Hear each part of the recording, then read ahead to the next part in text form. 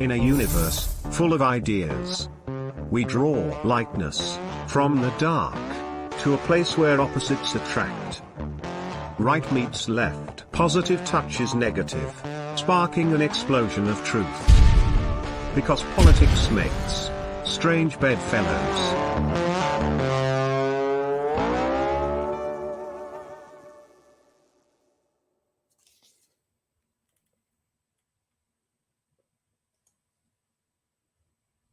Good evening, everybody. Welcome to Strange Bedfellows. I'm your host, Lori Spencer. Thank you so much for tuning in tonight.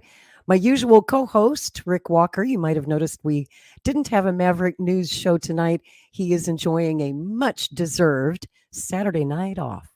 And nobody works harder than Rick Walker. I know everybody understands that occasionally the guy needs a night off. So he's hanging out with his folks and his family tonight. And I'll be holding down the fort here tonight with Strange Bedfellows. Rick might join us a little bit later in the show if he can make it. But welcome everybody. We've got an amazing program lined up for you tonight. And man, what a panel of guests we have for a conversation that's going to be pretty wide ranging. But our primary topic tonight is exploring the Christian aspect of communism, which would probably blow a lot of people's minds, but blowing people's minds, that's what we do here at Strange Bedfellows. The point of this program is I like to bring in people who are often on the other side of the political spectrum. And they say opposites attract. And strangely enough, we do. I've cultivated friendships with people all across the political spectrum. Politics never gets in the way of a good friendship. And tonight, I'm happy to bring in three very, very good friends. Many of you are familiar with our first guest, Caleb Maupin, who is a reporter for RT Television and also the founder of the Center for Political Innovation. And of course, Caleb is a communist, and so is his friend from CPI, Tyler McConnell, who's been a frequent co-host with me on this program, actually. Tyler hosted several episodes of Strange Bedfellows when we were first starting out over on Scott Ritter's channel, and it's great to have him back. In fact, I'll just bring these gentlemen in right now. Hello, Tyler. Hey, How Lori. you doing, buddy? Great to see you. I know you're enjoying your summer vacation. Tyler is also a school teacher and a part-time pharmacist assistant at Walmart on the weekends. So very prestigious. Even in the summertime, you're busy. Too busy for me. I've missed you on Strange Bedfellows. Welcome back. That's right. I've missed you too. I joked with Lori. I'm actually traveling. I'm here at my my friend whose house I'm at, we went to kindergarten together. And he was actually good at math, so he became a dentist. And I was not good at math, so I became an English teacher. But we're still friends. We got our kids together and enjoying his pool and kicking back, That's having some good times, some champagne socialism up here. Out in is this in rural Missouri? Are you in Missouri? We're up in Kansas City right now. Ah, you're in the big city now. It's more some Pepsi Zero socialism, maybe. I love Kansas City. I love spending time in KC. Great town. And New York City's a great town. That's where our friend Caleb Maupin is tonight. Let's bring Caleb in. Welcome back to the show, Mr. Maupin. The man himself. I'm good. How about yourself? How are you? Wonderful. I hope your Saturday night's going along well, Caleb. Thank you both for making time to join me tonight I think it's going to be an amazing conversation. And I just want to preface this by saying that I'm here to learn, and I hope a lot of our viewers are too. If you're of a certain age, shall we say, like me, if you're old, you probably grew up during the Cold War. And we were a very propagandized generation, a couple of propagandized generations, both the baby boomers and later my generation, Gen X. We grew up in schools that showed us anti-communist propaganda films and our TV and our movies and our culture told us that communism was not only evil, it was evil because it was godless. They told us that communists don't believe in God. They said they're all atheists and there are harsh penalties in communist countries. If you're a believer, if you have Christian faith, that they would persecute you or worse, and that you couldn't be a Christian if you were a communist. And I know at some point in our history, I know that's more true in the 20th century, but now in the 21st century, I see communism evolving in communist countries around the world where faith is something that's not only accepted, but in many cases encouraged. And I don't know where Caleb went. Did we lose Caleb? Looks like he was stuttering out there just a little bit. Oh, yeah, I noticed that. Maybe he's having some internet problems. Caleb, if you can hear us, try clicking that StreamYard link again to the studio. Sometimes StreamYard just does that. In fact, when we had Scott Ritter on for that roundtable last week with Ambassador Dmitry Polyansky, the UN ambassador, we did this great roundtable, but StreamYard kept kicking our guests out of the studio. It even kicked me out of the studio in the middle of the show twice. And I don't know. I know that StreamYard as a corporate entity is very pro-Ukraine. They raise a lot of funds for the Ukraine war effort. And, maybe they didn't like our politics and maybe hopefully, they don't. Hopefully it's not that restream feature, Lori. If it happens again, I'll shut it off. I don't want that to cause any trouble. I think it's StreamYard because we've had this bug for a couple of weeks now and it just started and we can't figure out why, but it's very inconvenient for our guests who keep getting booted out of the studio. Yeah, we don't want Tyler, that. if that happens to you, I'm sorry, it wasn't me, buddy. I'll be back. They'll have to set my computer on fire for me to quit trying to come back in here, Lori. Well, while we wait for Caleb, I know that you can do plenty of talking on this subject because you identify as a conservative Christian communist, which I do. find so interesting. Tell our viewers a little bit about how you arrived there. Well, I was raised in a Southern Baptist church. My dad was a Southern Baptist evangelist.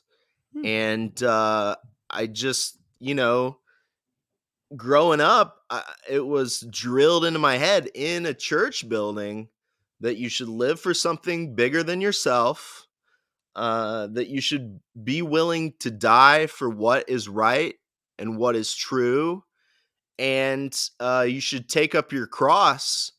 And in the act of doing that, you're probably going to make a few enemies along the way, but in a good kind of way,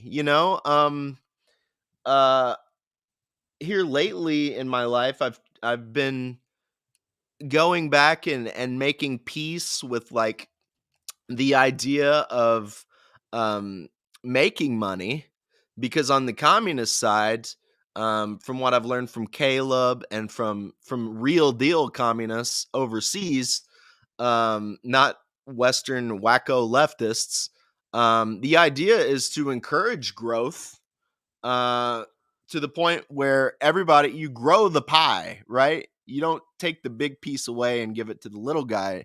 You grow the pie all together. But growing up in church, I didn't really think about it like that. Like it was portrayed to me as you should cast your lot with the least of these, right? The meek shall inherit the earth, right? There's supply side Jesus was not something I was taught growing up. So it became interesting as I grew up in American capitalism. You kept hearing people say America is a Christian country. America is a Christian country. America is a Christian country. And I found that a lot of the time, it seemed more like America was a dollar sign country, if you will. Hey, look who's back. Yes, back. connections. connection issues. My internet just went out, but I'm sure I That seems haven't to happen missed to too us a much. lot at Maverick News here lately. I don't know. Little we, strange. we have bad company, I guess. And here we are talking to a couple of communists about God. That's true. How is that controversial? Well, Caleb, I was just saying that growing up in church, I was taught, Jesus taught us to cast our lot with the least of these, and that the meek shall inherit the earth. And then growing up in post-Reagan America, where I was told over and over, this is a Christian country, this is a Christian country. But then I kept feeling like crush the poor, uh, the dollar sign above all.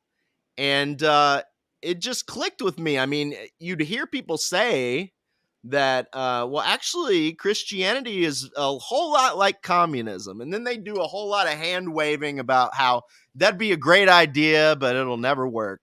And it always kind of clicked with me that, wait, no, there's a seed there of reality.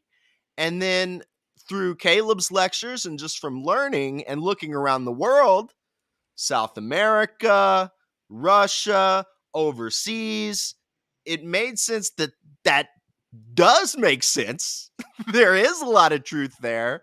And the reason they don't want you to hear about it in America is because the Tinder is here, boys and girls. The Tinder is here. Where I live, you can hit a church with a rock from almost any place. If you can link the idea of taking care of the least of these with Marxism, Leninism, oh boy, that's going to be a hard fire to put out. And that's what me and Caleb are trying to do. Yeah, well, one group of people that are very aware of the overlap between Christianity and communism are the new atheists. Ayn Rand, she was very clear in her writings that she saw Christian overtones in communism, and that's why she hated both of them so much. Weird, huh? Friedrich Nietzsche, the right-wing intellectual who the Nazis ended up using for their ideology, his writing is filled with endless references to Christianity and socialism being linked and hating both of them because they believe in the equality of souls. They believe in justice for the poor. And these are things that are incompatible with a philosophy that says might makes right. And what's weird is that, Lori, you were talking about growing up, how, in your day, communism and atheism were linked to one another. And that's how it was. The word atheist itself comes out of the French Revolution. Oh no! Did he freeze up again? Sam Harris and Christopher Hitchens. Those folks are definitely not leftists. And the way they see it, being an atheist means you should support Israel 100% against those Muslims. It means that you should absolutely just believe that capitalism is baked into our genes, the selfish gene written by Richard Dawkins. And the new atheism that arose during the early years of the Obama administration is anything but communistic. And in fact, you'll find endless comparisons in their writings of Christianity and communism. They see an overlap. If you watch Bill Maher, he says many times on his program, he said, oh, communism and Christianity, they're basically the same thing. They're both bad. Yeah. The liberal order sees Christianity and communism both as a threat because they believe in right and wrong. They believe in a collective vision for humanity. So I think we are in a new period, and we can get into later in the show about why the history is as you described. I mean, there was horrendous persecution of Christians in the Soviet Union at one point in China, but things have changed, and around the world, the global communist movement has largely changed, and we're in a new period. But things make sense, and they developed the way they did for a reason. And so I'm sure we'll get into that later in the show. But I just have got plenty to say, as you know. Well, of course. And I do want to dig into that. And I also would like to show people a little bit about CPI, the organization that you're both, Caleb's the founder. Tyler's very active in the Center for Political Innovation. And, when I've watched a lot of CPI conferences, I've listened to the speeches, and yes, there's always this overtone of Christian faith, which is something I really like about your organization, why I find the speeches so interesting. I am also a Christian, and I I understand that connection between the tenets of communism and the Christian faith. So I also find, when I watch Caleb speak at these conferences, that, he's almost like an evangelist preacher, from the good old days, the golden era of evangelism. And he's Brother preaching, Caleb. Brother Caleb. Brother Caleb. He's Amen. preaching the gospel, I do he my best. believes this to his I always yell soul. amen at our events. That's why I think Amen. Caleb took a liking to me, because I started.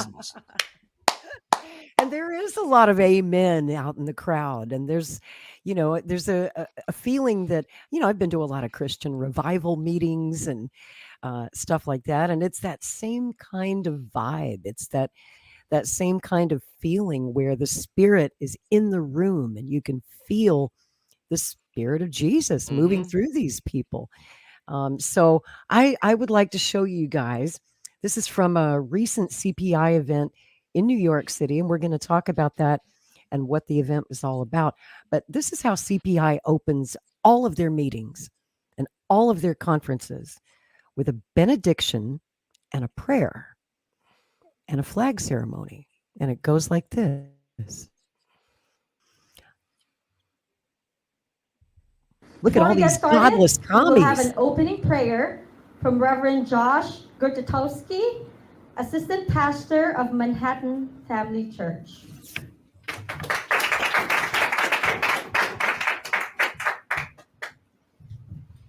Thank you. Good evening, everyone. Please join me in prayer. 시작. 존귀하신 하나님은 세상의 영광, 성리하신 전신 전부를 주시므로 감사합니다. Hanunim, I thank you for this opportunity tonight where we can gather together in unity. And also I pray over this event for success, fulfillment, also the progress as we make forward in all that we do. So I thank you again for giving this opportunity to be here together. I'm looking forward to what we can accomplish as well. So I'm thankful, grateful. I close this prayer. And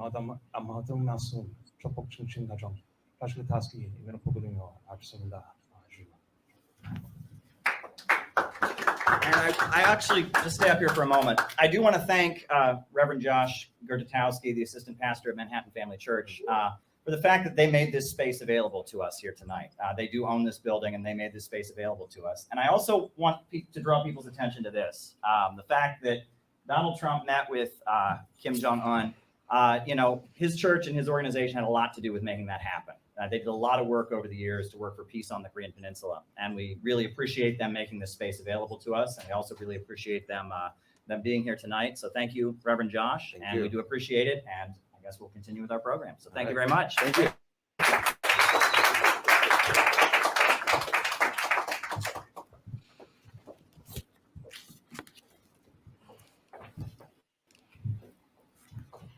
Now, if everyone could stand for the CPI Pledge of Unity. A copy is in the binder.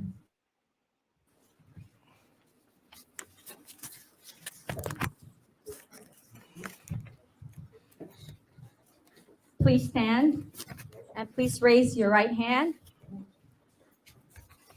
We pledge, and repeat after me. We pledge that we shall remember this unity forged at the end of the Second World War.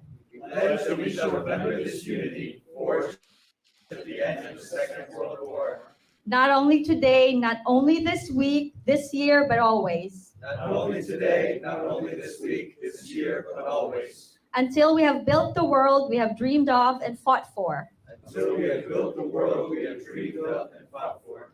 We pledge ourselves to build the unity of the people of the world. We pledge ourselves to build the unity of the people of the world. All races, all colors, all nationalities, all beliefs. All races, all colors, all nationalities, all beliefs. To eliminate all traces of fascism from the earth. To eliminate all traces of fascism from the earth. To build a deep and sincere international friendship among the peoples of the world. To build a deep and sincere international friendship among the peoples of the world. To keep a just, lasting peace, to eliminate want, frustration, and enforce idleness. To keep a just, lasting peace, to eliminate want, frustration, and enforce idleness. We have come to confirm the unity of all people, to salute our comrades who have died. We have come to confirm the unity of all people, to salute our comrades who have died. And pledge our word that skillful hands, keen brains, and bold enthusiasm shall never more be wasted in war. And pledge our word that skillful hands, keen brains, and bold enthusiasm shall never more be wasted in war. Thank you. Now, if everyone could remain standing for our flag ceremony.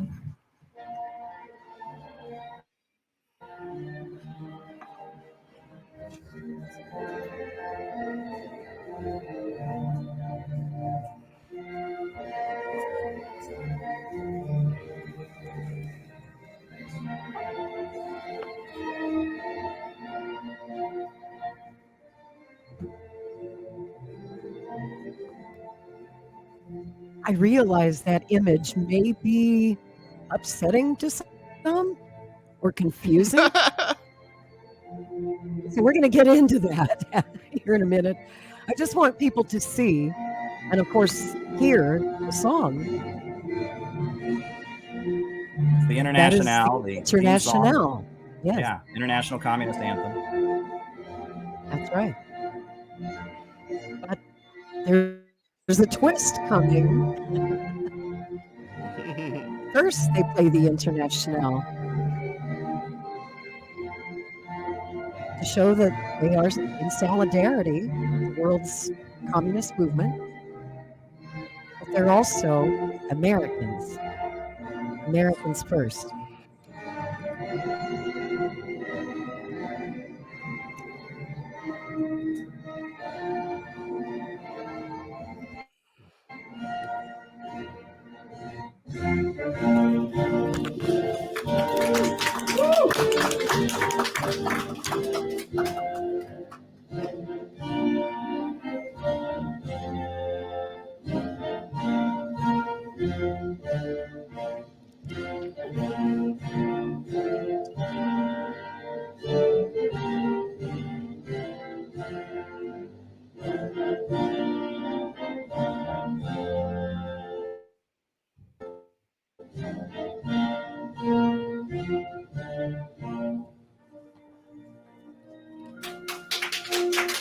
Wow.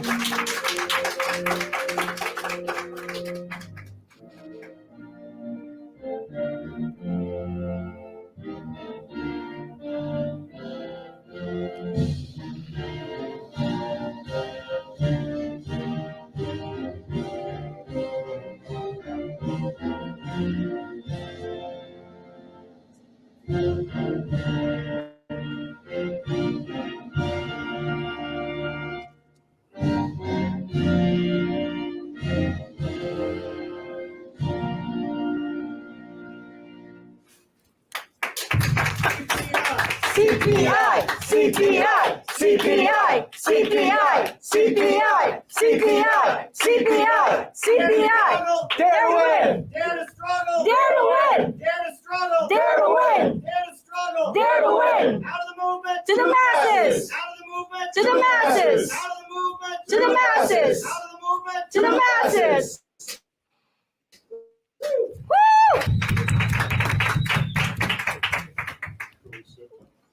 That's us. That's That's pretty the Center amazing. for Political Really. Innovation. I love that.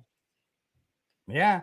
You know, we always Yeah, get that's so what it's much all hate about. for, we get a lot of hate for those ceremonies, but I will say they always, every time, get shared widely across the internet, and no one can ever tell me what's wrong with it. Right. It's just like, oh, they can't do that. That's awful. They've got flags and anthems and they can't do that. It's a Why? cult. It's a cult. Yeah. Because we do Yeah, what? they've 'Cause called you guys a cult. Yeah, of course. But I mean, it's just whatever. I mean, we find it a very inspirational way of doing things. And also it gives an image, right? And I learned this a long time ago. If you're having a demonstration or a protest and you want media coverage, you have to have something for them to film. You know what I'm saying? You have to have something for them to show, right? And if we had events and it was just bunch of people making speeches, you know, a bunch of boring people getting up there at a table talking, it wouldn't be as much of a show, right? If you want to kind of get people's attention, if you want to show something, symbols, flags, songs, emotions, these are important things to do. You got to pay attention to aesthetics, right? And we want to communicate that we love our country. We want to communicate that we're obviously not hostile to religious faith, because many of us are Christians, you know, and so why not have a flag ceremony at the beginning of our event? I think it's a great way of doing things. I love that too. Hi, Rick. Hello. Hey, what's The going man on, of buddy? the hour. You made it. I thought I better join the conversation before you scare everyone too much It's with gonna your be a spicy one. communism. I know. Eek. Yeah. But you know, I am probably the strange bedfellow in this company, because I am I'm a free market guy. I'm a conservative. I don't identify. I hate using that word identify these days as a communist. But I've come to consider all of you my friends, and I'm so appreciative of everything that you're doing. I don't even like that you guys call yourselves communists. I don't view you that way at all. Every time that like your name these comes up labels on these the show, days. I'm Rick sorry, always what, says Lauren? that every time that we talk about you guys on the show, Rick always says they're not really communists. They're not. Well, not like We're not just like confused, communists, Rick. right? They're just confused. We're confused You know, so youngins. I have to say it was a little weird watching the little ceremony there for me, but it's okay. I'm not afraid of you guys, and I can't stay on for the whole broadcast here. I just thought I'd pop in. The other secondary feed I got going for you, so that you can get your message out. It's running. Buddy. The internet here is not stable, so I hope that it stays on. I'm on the road today, but I've got a feed established for you guys. So anyway, but Caleb, the last time you were on, and I think Tyler, you were on for that conversation too, actually. We've discussed this subject before, and there was so much common ground that we had. You are about pro-growth, so am I. You want good things for people and prosperity, so do I. And really, for me, what it comes down to. I think he froze up. Uh-oh. We're going to did be say in the internet suspense. Yeah. We have a frozen Rick there. Well, I'm going to scare you guys a little bit more, because I'm a music person, and I think that the Internationale is one of the most beautiful pieces of music that's ever been written. It just stirs my heart. I'm not a communist, but I just find it a beautiful, beautiful piece of music. And, most Americans don't know the words because we always hear it sung in a foreign language. So I looked up the English translation of the Internationale. And as I was looking at the words and really taking in what those words mean, I was deeply moved, because these are Christian values. Mm-hmm. And I just wanted to show you the words in English and let you hear the song itself and see if you agree with me. Oh, you can't. Caleb, hey, Billy, Caleb is Caleb's gonna be inside baseball. Caleb Maupin. Let the normies have their Billy Bragg. Caleb Maupin. Oh God, this is a crime against music. Okay, go on. All right. Okay. I know. I'm not a big Billy Bragg fan either. Oh my goodness, I like everything he's done, but it's a good English translation. Okay. Except that it's not a translation. He I know rewrote you it can all find himself. a better version. Yeah. Okay. Oh, is the translation inaccurate? Yes, he completely rewrote it in the 90s. Yes, has nothing to do with the original lyrics. Yeah. Yeah. Well, in that case, should I not play it? Do you think it's a perversion of the meaning? I would play another English version, not Billy Bragg's. Yeah, I would play a version that is from the original Sure. lyrics, if you Absolutely. could. Sorry to cut you off there. I just, No, I I'm glad you couldn't let did. this happen. I sure don't want to get that incorrect. So, That's okay.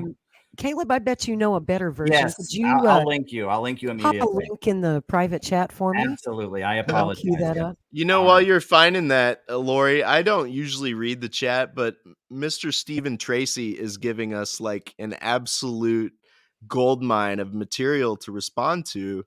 Please do. Because it's like my grandpa in the chat thinking what I believe, and I don't hold it against him because I imagine, you know, he's of that time. And I mean, like it says, where's it at? I just had it here. Looks like we're having Oh, here we some, go. The fact that communism and socialism, etc., are all about taking from one person who is rightfully earned to another who has earned nothing. In the Christian Bible and the Ten Commandments, it specifies that thou shalt not steal. So this is pretty, like, a lot of people think this. One of the most interesting responses I've heard to that was from American founding father Thomas Paine. It's the idea that when God created the earth, or I think of it, when God created the oil in the ground, did on the eighth day he give all of that oil and land to the Rockefeller family? And if not, then we're assuming that all the natural resources in the ground that are owned by an individual, that those were acquired through completely legitimate means. And I've always thought of from a biblical perspective that God created the earth for all of his population. He didn't open a land deed office, you know, late in the creation process and start deeming you, Bill Gates, own this 500,000 acres of farmland, and you, Right. Mr. Rockefeller, own all the oil in America. And you know what, Mr. Morgan, you can run the banking system. That'll be fair. I don't think that's how that worked out. I don't think that's what Christ would have in mind for a government. What do you think, Caleb? Well, there's a couple ways to come at that, but I think if we're opposed to stealing, we have to recognize that the way capitalism was created was mass theft. I mean, mass theft on a massive scale. First, they stole the common lands that we lived on as peasants under feudalism. They kicked us all off the lands in England. They kicked us all off the lands in France and elsewhere. They cleared the commons in Scotland, and they committed genocide against the Scottish Highlanders. They committed genocide with the land clearances in Ireland, and they stole all that land. Then they came to the United States and stole it from the Native Americans, and then they stole the free labor of Africans. And the way land was handed out was they didn't just give it to every settler. Every European who came to the United States didn't get a fair share. The railroad companies, and they got a big chunk of it, and the big banks always got a big chunk of it. And capitalism originated with mass theft. It began with mass theft. So if we're against stealing, we have to be against capitalism to begin with. And we're constantly given this idea that, Rockefeller and Carnegie and DuPont, they all just worked hard for what they have. No, they stole what they have. And they got what they have by stealing. And we're trying to end the theft, and they're continuing to live by our labor.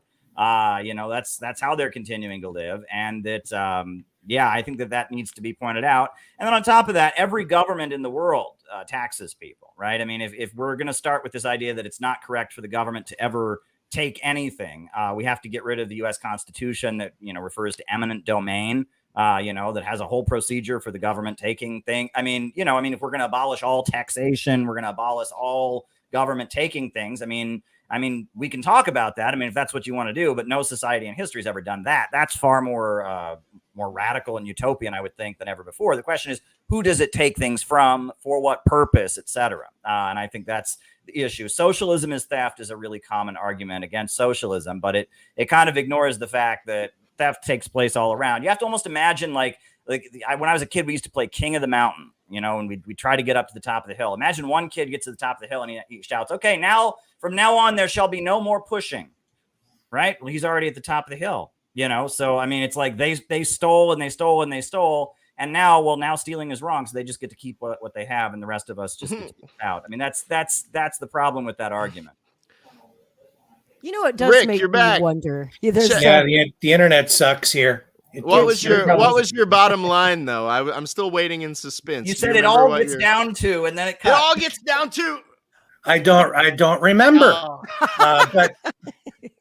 But anyway. Oh no! You guys are all okay. People shouldn't be too afraid of you.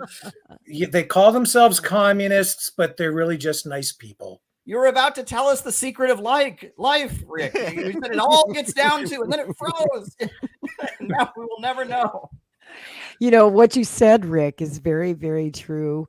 I've known a lot of socialists and communists in my time, even though I'm not a communist. I guess you'd call me a fellow traveler because I have friends on that side of the aisle. And I got to tell you, the communist person is every single one I've ever known is guaranteed to be the nicest person in any room, the kindest hearted person in any room, and often the most intelligent person in any room because they tend to read a lot of books. Communists are very serious students of history. So I just want to say that for my communist friends. Hey, it's that true. might make How Rick much did laugh, the communists Lori, pay but to say that? no, right? I agree with all of that. I thought that was fantastic, Rick. You can laugh if you want. I'm gonna play that for my wife later. All right. Next time she starts a fight. Well, let's all join hands and sing the International. The correct version. The correct version. Well, which I do have queued up. Go ahead, guys. Oh, Caleb, are you opposed to the Bill of Rights? I am not. I am in favor of the Bill of Rights, and I say that we didn't have the Constitution in the USA without the Bill of Rights. We'll never accept socialism in America without the Bill of Rights. So there you go. I agree 100%. I just think we need to add a few more on there, maybe. An economic Bill of Rights. Amen.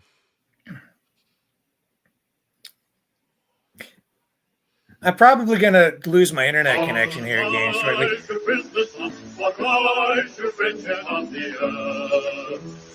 justice and condemnation, for better world since birth. No more traditions change your mind, arise you slaves, no more enthrall. The earth shall rise on new foundation. We have been lost, we shall be on. 'Tis the final conflict, ready stand in his place. The international Soviet shall be the human race. 'Tis the final conflict, ready stand in his place. The international Soviet shall be the human race. We once were condescending saviors to rule us from the judgment hall. We were possessed for their flavors, let us consult for all. To make the sleepless watches booty, to free the spirit from yourself. We must ourselves decide our duty. We must decide and do it well.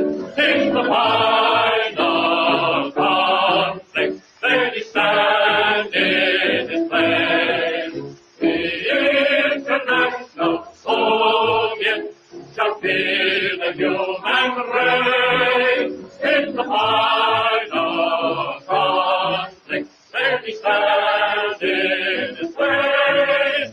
The international Soviet shall be the human race. So that's from 1933, right, Caleb? Yeah, I can almost see the guys in their barbershop quartet hats singing that. But the thief must disgorge his booty. Yes. Well, booty. It's like a Updated pirate version of of that, booty, Rick. Booty. We need Kanye West. We need Kanye West to redo that Gotta song. disgorge your booty. Yeah. Well, I like the line about free the spirit from the cell. I've always identified with that line very much. It's about unleashing the human spirit, from the restraints, the artificial restraints of the irrationality of the profit system. The second verse where it talks about to free the spirit from the cell. And I've always liked that. So I was yeah. wondering Now if I'm you could getting tell a me, lesson in twerking. There you go. Jeez. Tell me a little about the history of the Internationale, because I understand that dates back to like 1864 during the Paris Commune. Is that 1871, the Paris yeah? Commune of 1871. A guy named Eugene Poirier, something like that. Eugene Poirier, something like that. He wrote it originally to the tune of the French national anthem, La Marseillaise, and he rewrote the lyrics for when they had seized Paris, and they decided they couldn't use the old lyrics for their new revolutionary government, so they rewrote the lyrics, that was a communist uprising that seized control of Paris for a couple months, 8 weeks total. What happened was that France was at war with Prussia, and the French government was losing the war, and so they collapsed and they surrendered. But the people of Paris did not want to give up the ideals of the French Revolution: life, liberty, equality, fraternity. They didn't want to give up the ideals. So they took up arms themselves, and they formed like working class labor militias that seized control of Paris to keep fighting the Prussian invaders. And so they seized control of Paris because they refused to surrender, and they established the Paris Commune, which was considered by Karl Marx to be the first working class government, the first dictatorship of the proletariat. And they did a lot of amazing things, like they burned the guillotine. The guillotine had been a symbol of terror and repression and government authoritarianism, so they symbolically burned the guillotine. They set up committees to organize and control every block. They set up their own army, like a militia. They got a bunch of hot air balloons and sent them all over France, in hot air balloons to distribute revolutionary literature to the people of France everywhere on hot air balloons. And it was a very exciting uprising that happened in 1871. When the people in Paris were planning to rise up, they went to Karl Marx and asked him if they should do it. And he said, no. He said, it's a bad idea. But then after they did it, he was so moved. He said, I was wrong. They should have done this. And he said that they were storming heaven, was the phrase he used, that they were storming heaven. It was brutally crushed. It was brutally, the French government, the old French government, and the Prussians teamed up then to crush the Paris Commune. They had women generals in their army that was formed. There was a woman named Louise Michel who smoked a cigar, which was considered a very manly thing to do. And she would light the cannons with her cigar. And the liberation of women was a really big part of it. And they had Louise Michel as this woman who was leading, soldiers into battle and lighting the cannons with her cigar. And I love that. The other thing that comes out of the Paris Commune that you've probably seen is this. You've probably seen people do this for all kinds of reasons, right? Well, this comes from the fact that when the Paris Commune was being defeated, they were lining up people that had fought for the Paris Commune and shooting them, and putting them in the fight, and they would shoot them and they would dump their bodies into these graves, right? And they were just executing thousands of people for participating in it. And so some of the soldiers, some of the Paris Commune revolutionaries had the idea that before they got shot, they would do this with their fists, right? And so they shot them and they were doing this while they were shot. And then a final act of defiance, is that why? Yeah, they would hold their fists up like this, but then rigorous mortem, when you die, your body stretches out. So they would dump their bodies in the grave, they would throw some dirt over them, and then they would be horrified as the fists came up out of the ground. And the executioners would see their fists come up out of the ground. And it became the symbol of revolutionary immortality. The idea is like we're killed, but we live on, and our fist rises up from the ground. Like we are not defeated.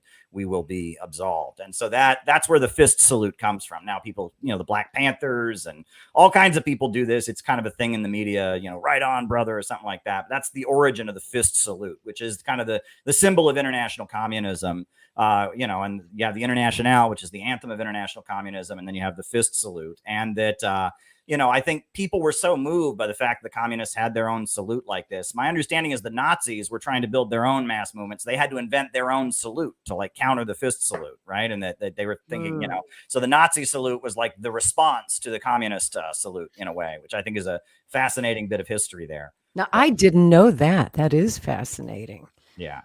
Yeah. Wow. I think the most there's a couple things I wanted to say. First, there's a great version of the Internationale on the Finnish Bolsheviks channel, and it has all the verses, just like all 7 verses.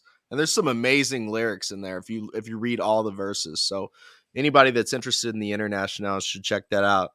Number 2, the most interesting thing about the 1871, the Paris Commune, that I learned was from Lenin in State and Revolution. It was a big like click for me, was if you don't have a strong state, which this got me out of my anarchist stage, because I considered myself like a Christian anarchist before this, but studying the Paris Commune, 1871, and Lenin's writings about it, if you don't have a strong state, then you will just be surrounded and crushed. Your revolution will be surrounded by people who are willing to have a powerful state, and they will just mow you down, and it'll be over. So you have to build a strong people's state to defend any challenges you want to make to the present system. What do you think of that, Rick? Any comments? Well, I've been to Cuba. I didn't like it. That's right. He hated Cuba. I did, and I don't really want to go back. The people were, beautiful and great people. But here's my observation. There's huge inequality in Cuba. I see people with very little. You couldn't get ketchup. Soap was in short supply, even on resorts. And then when I'm walking down the street, I see some guy go drive by in a Bentley. And then another guy drives by in a Porsche. And when I get in the taxi cab, it's an old car from the 1950s that is a mishmash of different parts because they've needed to keep them, together with duct tape and chewing gum. A lot of, just regular kind of late model cars too. But I saw as much inequality there, if not, well, it's just as much as in Canada. The United States is a little bit different in my view, but and a lot of propaganda, a lot of anti-American propaganda, a lot of censorship. I didn't care for it, and so I really didn't have any desire to go back. And then you had to pay a fee to get out of the country, which I thought was bizarre. There was a 2-tier economic system for tourists versus locals that you have to pay a premium price on your currency there when you're visiting. It was a little bit weird.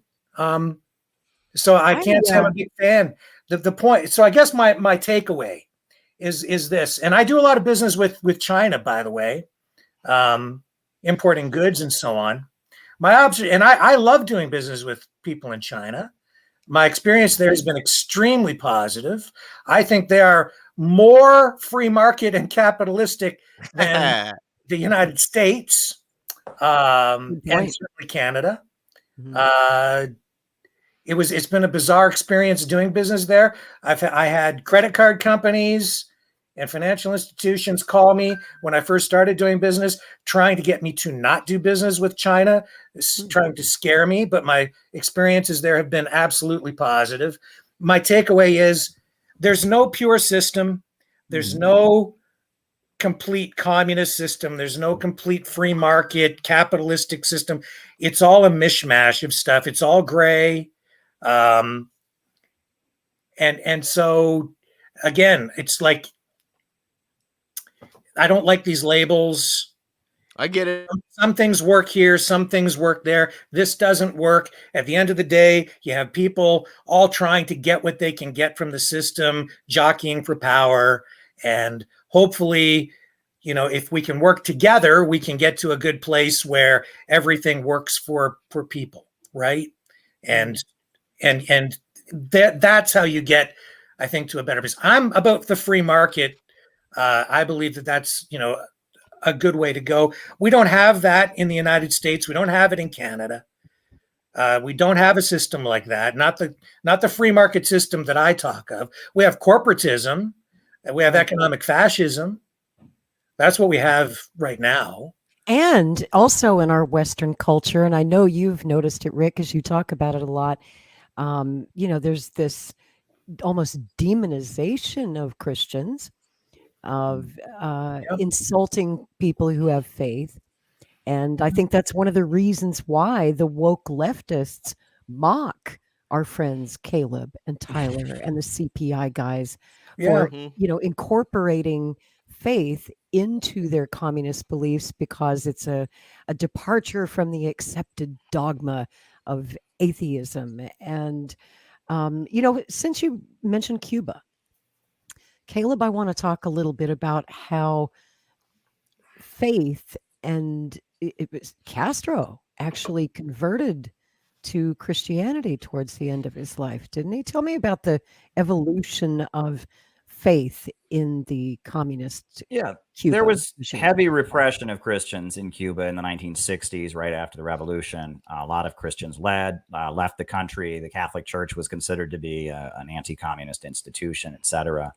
Things started to change in the 1980s, because if you'll remember, during the 1980s, the United States was backing these evangelicals, the Contras in Nicaragua, who were evangelical Christians, who were brutal murderers, who were, murdering Catholic priests and nuns. And the Vatican was calling for the United States to stop backing them and wanted there to be, reconciliation and peace talks. There were priests that served in the Nicaraguan government. And so in the 80s, we saw Cuba start to be more friendly to Christians, because it saw that, that the Catholic Church, which is the primary religion, in Latin America, was playing a different role. But in 1998, the Pope went to Cuba. And that was a really meaningful moment, and Fidel Castro met with the Pope.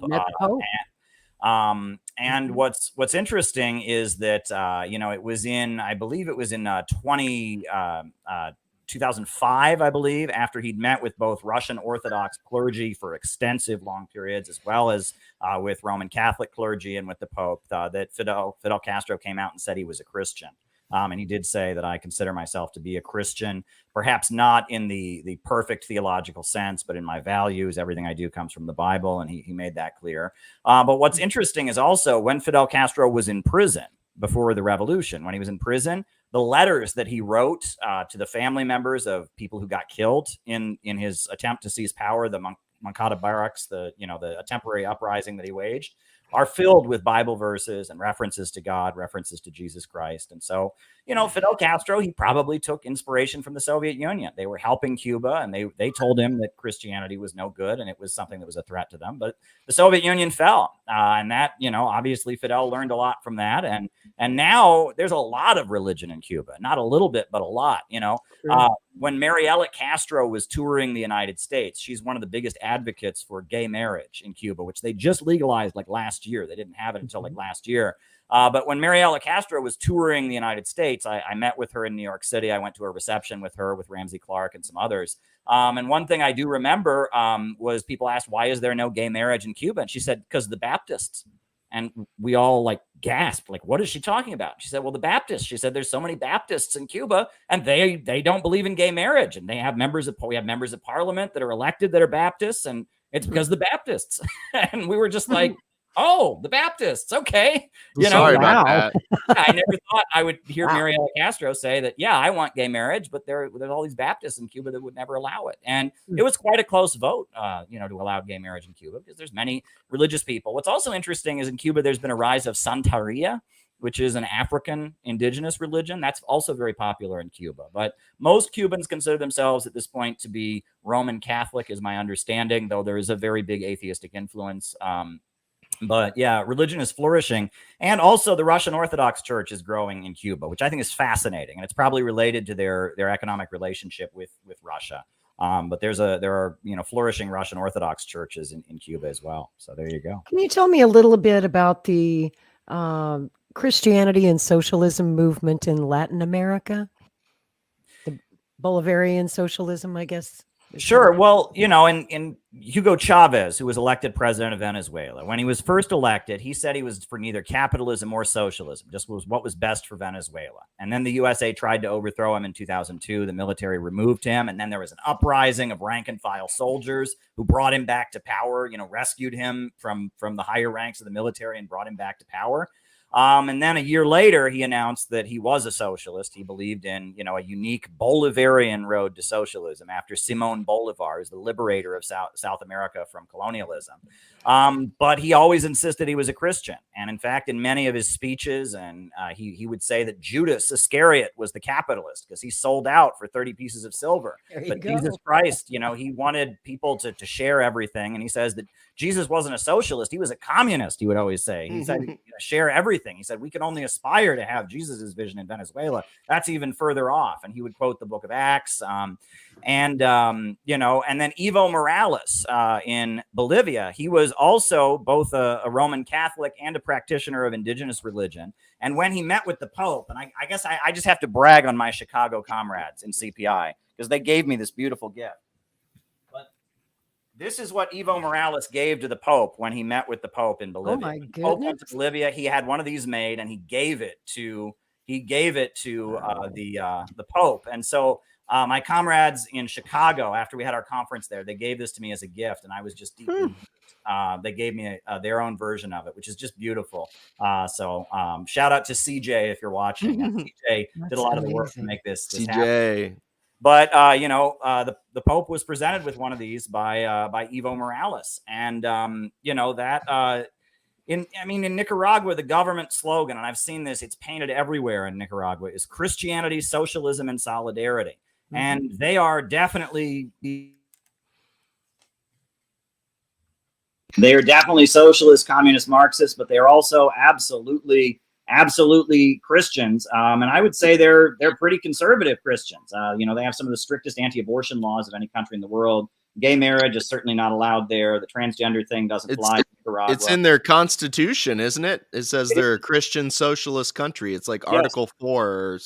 I've looked it up before. Preamble of their constitution, of the 1987 Constitution of Nicaragua, which is still in effect. I'll read you what it says. You know, it's interesting what their constitution says. So some people have argued they might technically be a theocracy if you have this constitution, right? I mean, if your constitution literally says, you know, but you know, it says in the Nicaraguan people, all democratic, patriotic, revolutionary parties and organizations of Nicaragua, its men and women, its workers and peasants, its glorious youth, its heroic mothers, and those Christians who are inspired by their belief in God have joined and committed themselves to the struggle for the liberation of the oppressed. That's from their constitution, from the preamble. You know, that's amazing. Yeah. You know, there's an observation that I wanted to throw out. I can't help but notice when I watch programming like television from places like North Korea, from China, even Russia, which is no longer a communist country. But I look at these different cultures and I see very wholesome entertainment. I see a very conservative society. And I would posit, and I want to see if you agree, that it seems like today it's the more socialist and communist countries who are deemed enemies of the West, who are actually the most conservative.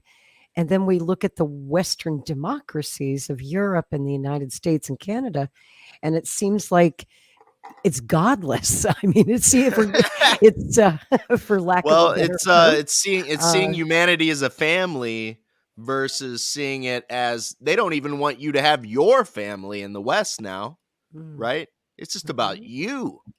And even you, they're trying to destroy your own identity in every single way. It's complete atomization of the human being versus seeing humanity as a family. And that's the East versus the West right now. Well, what's weird is... Can I ask a question? Go ahead. So how do you guys view what we have in the West right now? I mean, just what you said there, Tyler. I don't even... Is it some sort of a weird fascism that we have, or... It's Nietzsche. Yeah.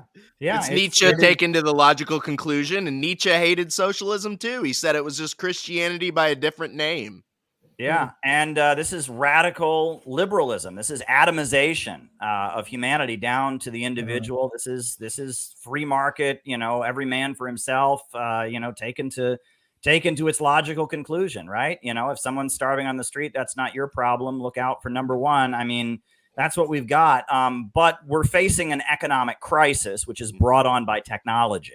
And the economy is getting worse and worse and worse. And this is because of the fact that, you know, in a rational society, self-driving cars would be a great thing. But in capitalism, it leads to a lot of people out of work. And, you know, and that labor-saving technology would be a good thing in a planned economy. But in a profit economy, it leads to mass unemployment and all kinds of problems. And we're facing a big economic crisis. So the rich and powerful are fighting about how to resolve it.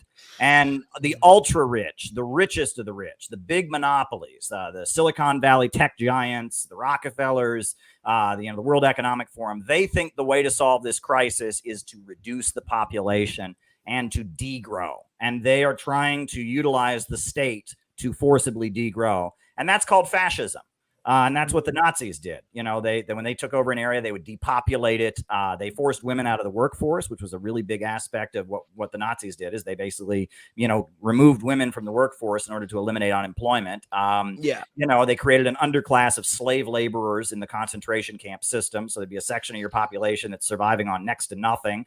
You know, and that by degrowing, and I quote like Lothrop Stoddard, who was a white supremacist American journalist who went to Nazi Germany and saw the economic methods they were using. It's all about degrowth. Fascism is degrowth. It is reducing consumption, reducing the population, breeding people like animals, and in order to try and stabilize the economic system. Well, we say we don't have to do that. We just have to have society control the means of production. Let's just have a rationally organized economy so we can keep growing. The problem isn't human beings. The problem is the irrationality of the market. That sounds really radical, but it's not. It's like setting aside enough to take care of people, and then you can make as much money as you want. Yeah. You go ahead. But the reason our side seems so radical is the people that oppose us are evil Satanists who are willing to kill people in mass. So for us to get the ball like a couple inches down the field, we got to defend ourselves. And so they're like, see, they're defending themselves. They're so evil. It's like, no, we're just trying to give people these basic needs. And it's like, they won't let us have it because it messes with Wall Street. Barack Obama's stepfather, you know, he spent his childhood in Indonesia. You know, before Rick leaves us, I'm sorry. No, go ahead. Sorry, go ahead. Yeah. No, Barack Obama's stepfather, you know, we always hear that, you know, in Indonesia, he went to a Muslim school. Well, that's true, but that's not the real issue there. The real issue is that, you know, that Barack Obama's stepfather was part of the Indonesian military that was committing mass genocide. In 1965, they'd elected a communist president in Indonesia, and the CIA and the military overthrew him. And they killed 500,000 people. So many people in the aftermath of that CIA coup in Indonesia that the rivers were clogged because there were so many dead bodies. You can read about what happened in 1965 in Indonesia. And Barack Obama's stepfather was a leader of the Indonesian military who was doing it. I mean, and that's what they did. And it went from just being killing people involved in the Communist Party of Indonesia. It went into slaughtering entire ethnic Chinese villages and just killing people en masse. And Barack Obama's stepfather was part of this. And no one talks about that. That's the scandal there. And that shows you, I mean, so much killing has been done to keep the world poor, to keep countries from breaking out of Western capitalism and developing and using state central planning to lift themselves up. Vietnam, millions killed. Korea, millions killed. So many coups in Latin America. So many, you know, Indonesia, 500,000 people killed in the overthrow of Sukarno, and that, you know, what Tyler's saying there about they're quite evil. I mean, it's like, you know, talk about globalism. I mean, they have killed literally millions of people to prevent people from adopting socialist economics to raise their people up. And if communism didn't work, then they should have just sat back and said, okay, you guys try it, you'll fail. And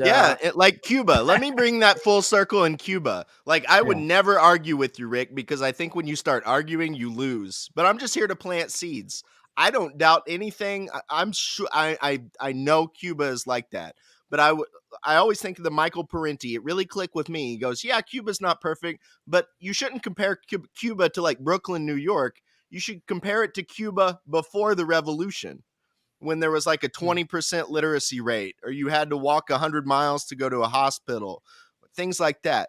And then as far as, you know, like the cars are all run down and there's no catch up, and it's probably because warships are surrounding the country with an American flag on the side and refusing to let anything in or out. I would love to see if there was how long's the Cuba embargo went on? I mean, like Caleb said, if our system sucks so bad, just let us go. Let us try it. We'll fail on our own.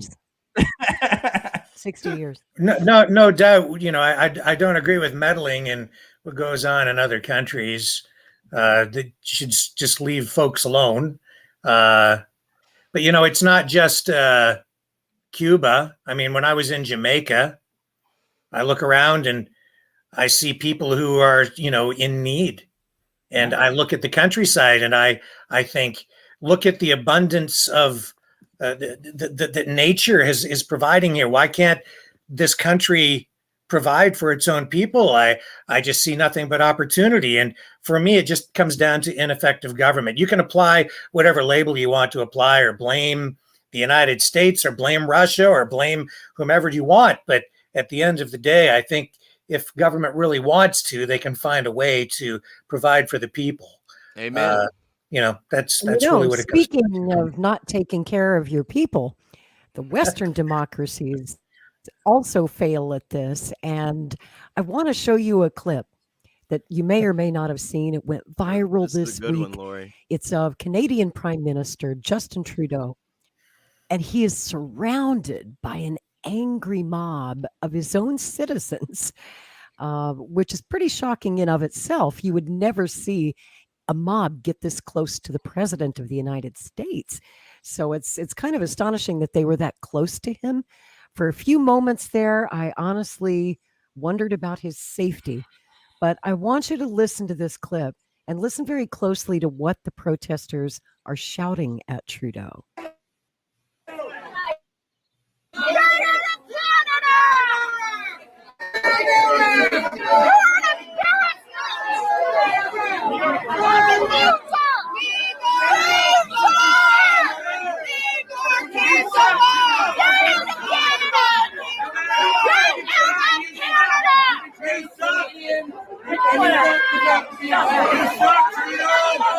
You're a traitor, Trudeau! You're a fucking communist! Get out of Canada!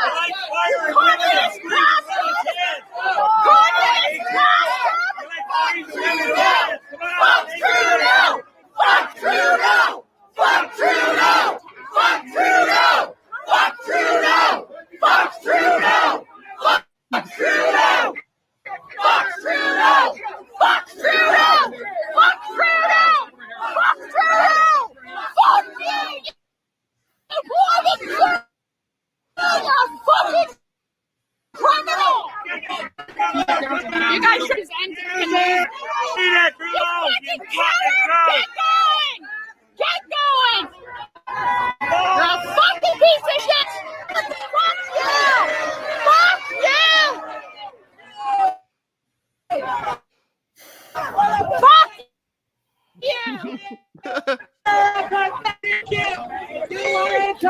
you! Off the street! Off the street, please! Off the street! Back up!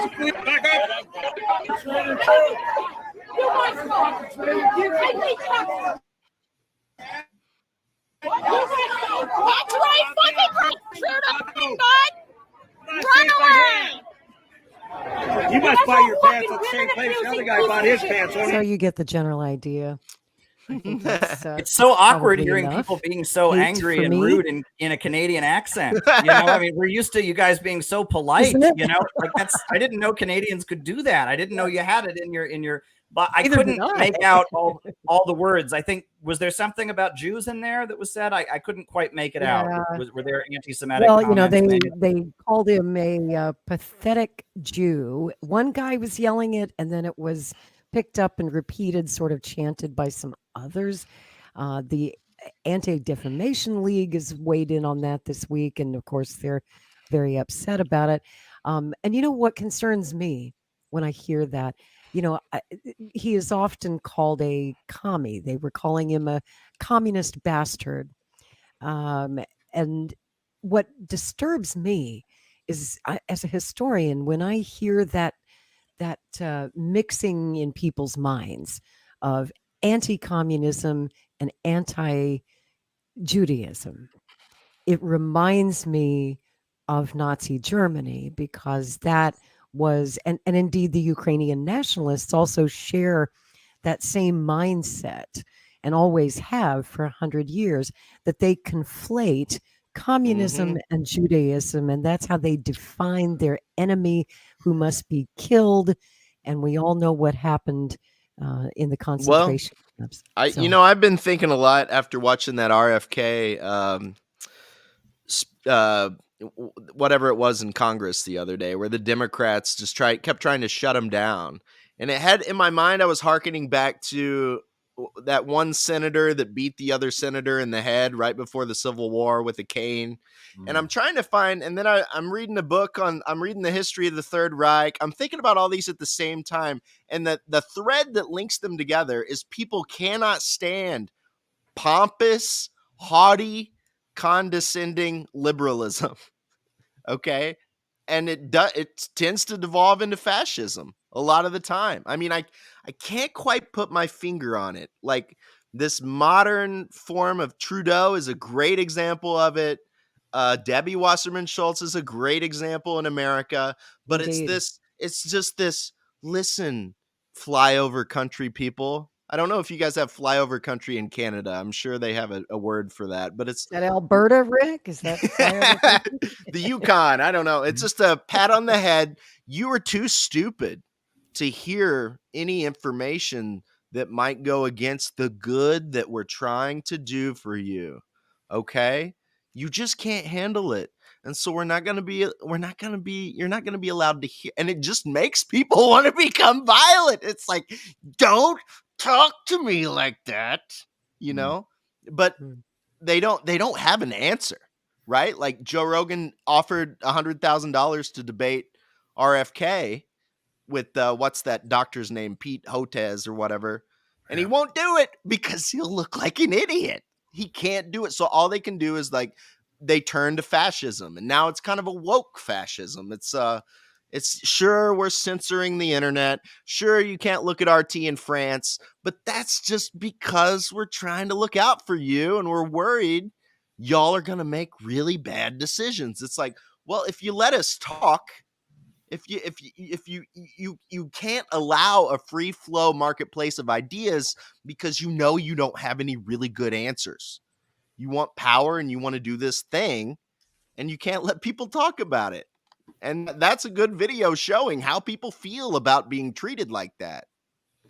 It's unfortunate. I think we lost Jose. Our friend Jose Vega was backstage, and then maybe StreamYard kicked him out. He was there. I was wanting to ask Jose his thoughts on that, because, of course, he is a professional disruptor. That's what he does, is he confronts politicians in public.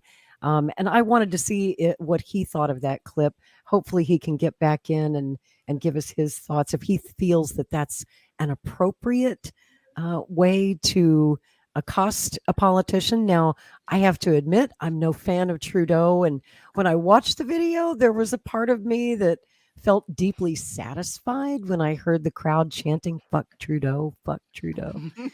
But then I heard the other stuff, and that disturbed me. Well, I'd like to comment on the anti-Semitism aspect of this, because, I'm from Ohio. I'm from a small town. There weren't any Jewish people in my town. I didn't, and so when I started getting involved in communist groups, I did notice that, as an ethnic group, there's a lot of Jewish folks. And I often wondered why that is. And it's actually very interesting history. But, Jews were never able to become peasants in Europe because every time they would get some land someplace, they'd get driven out. They'd have a pogrom. And so Jews were urbanized, more than other ethnic groups were. They were in the cities. And so they were, when there were strikes and protests and the labor movement, they were heavily involved in that. And also, culturally in Judaism, there's very much a tradition of reading and debating and polemics. If you read the Talmud, is one guy writes one thing and then the next guy writes another thing. There is an intellectual tradition among Jews that kind of lends itself to the Marxist tradition. And so that's part of it as well. And that, that as in Europe, you had capitalism overturning feudalism. The feudal system had not been very good to Jewish folks. They were ghettoized, and they were the one. You have to have somebody in a feudal society who can lend money, right? And so the Catholic Church made this exception that at first you couldn't lend money at interest at all, but if you're going to have a Silk Road with China, or you're going to have international trade routes, you have to have somebody who can lend money. So they kind of picked Jews out to be this group of people who could lend money. They were given that, that the Catholic Church gave them permission to do so. And, then of course, when the economy got bad, then they were blamed for it, and they were persecuted. And that it kind of makes sense that then, as you have revolutionary movements that are ripping apart feudalism, that Jewish folks who are being persecuted under feudalism and are second-class citizens who have to live in a certain area and get blamed every time the economy goes bad, that they would be very against feudalism. So revolutionary politics are there. And that's really all there is to it. And actually what's interesting is Karl Marx wrote an essay. Karl Marx was of Jewish heritage, but his family converted when he was 14 years old.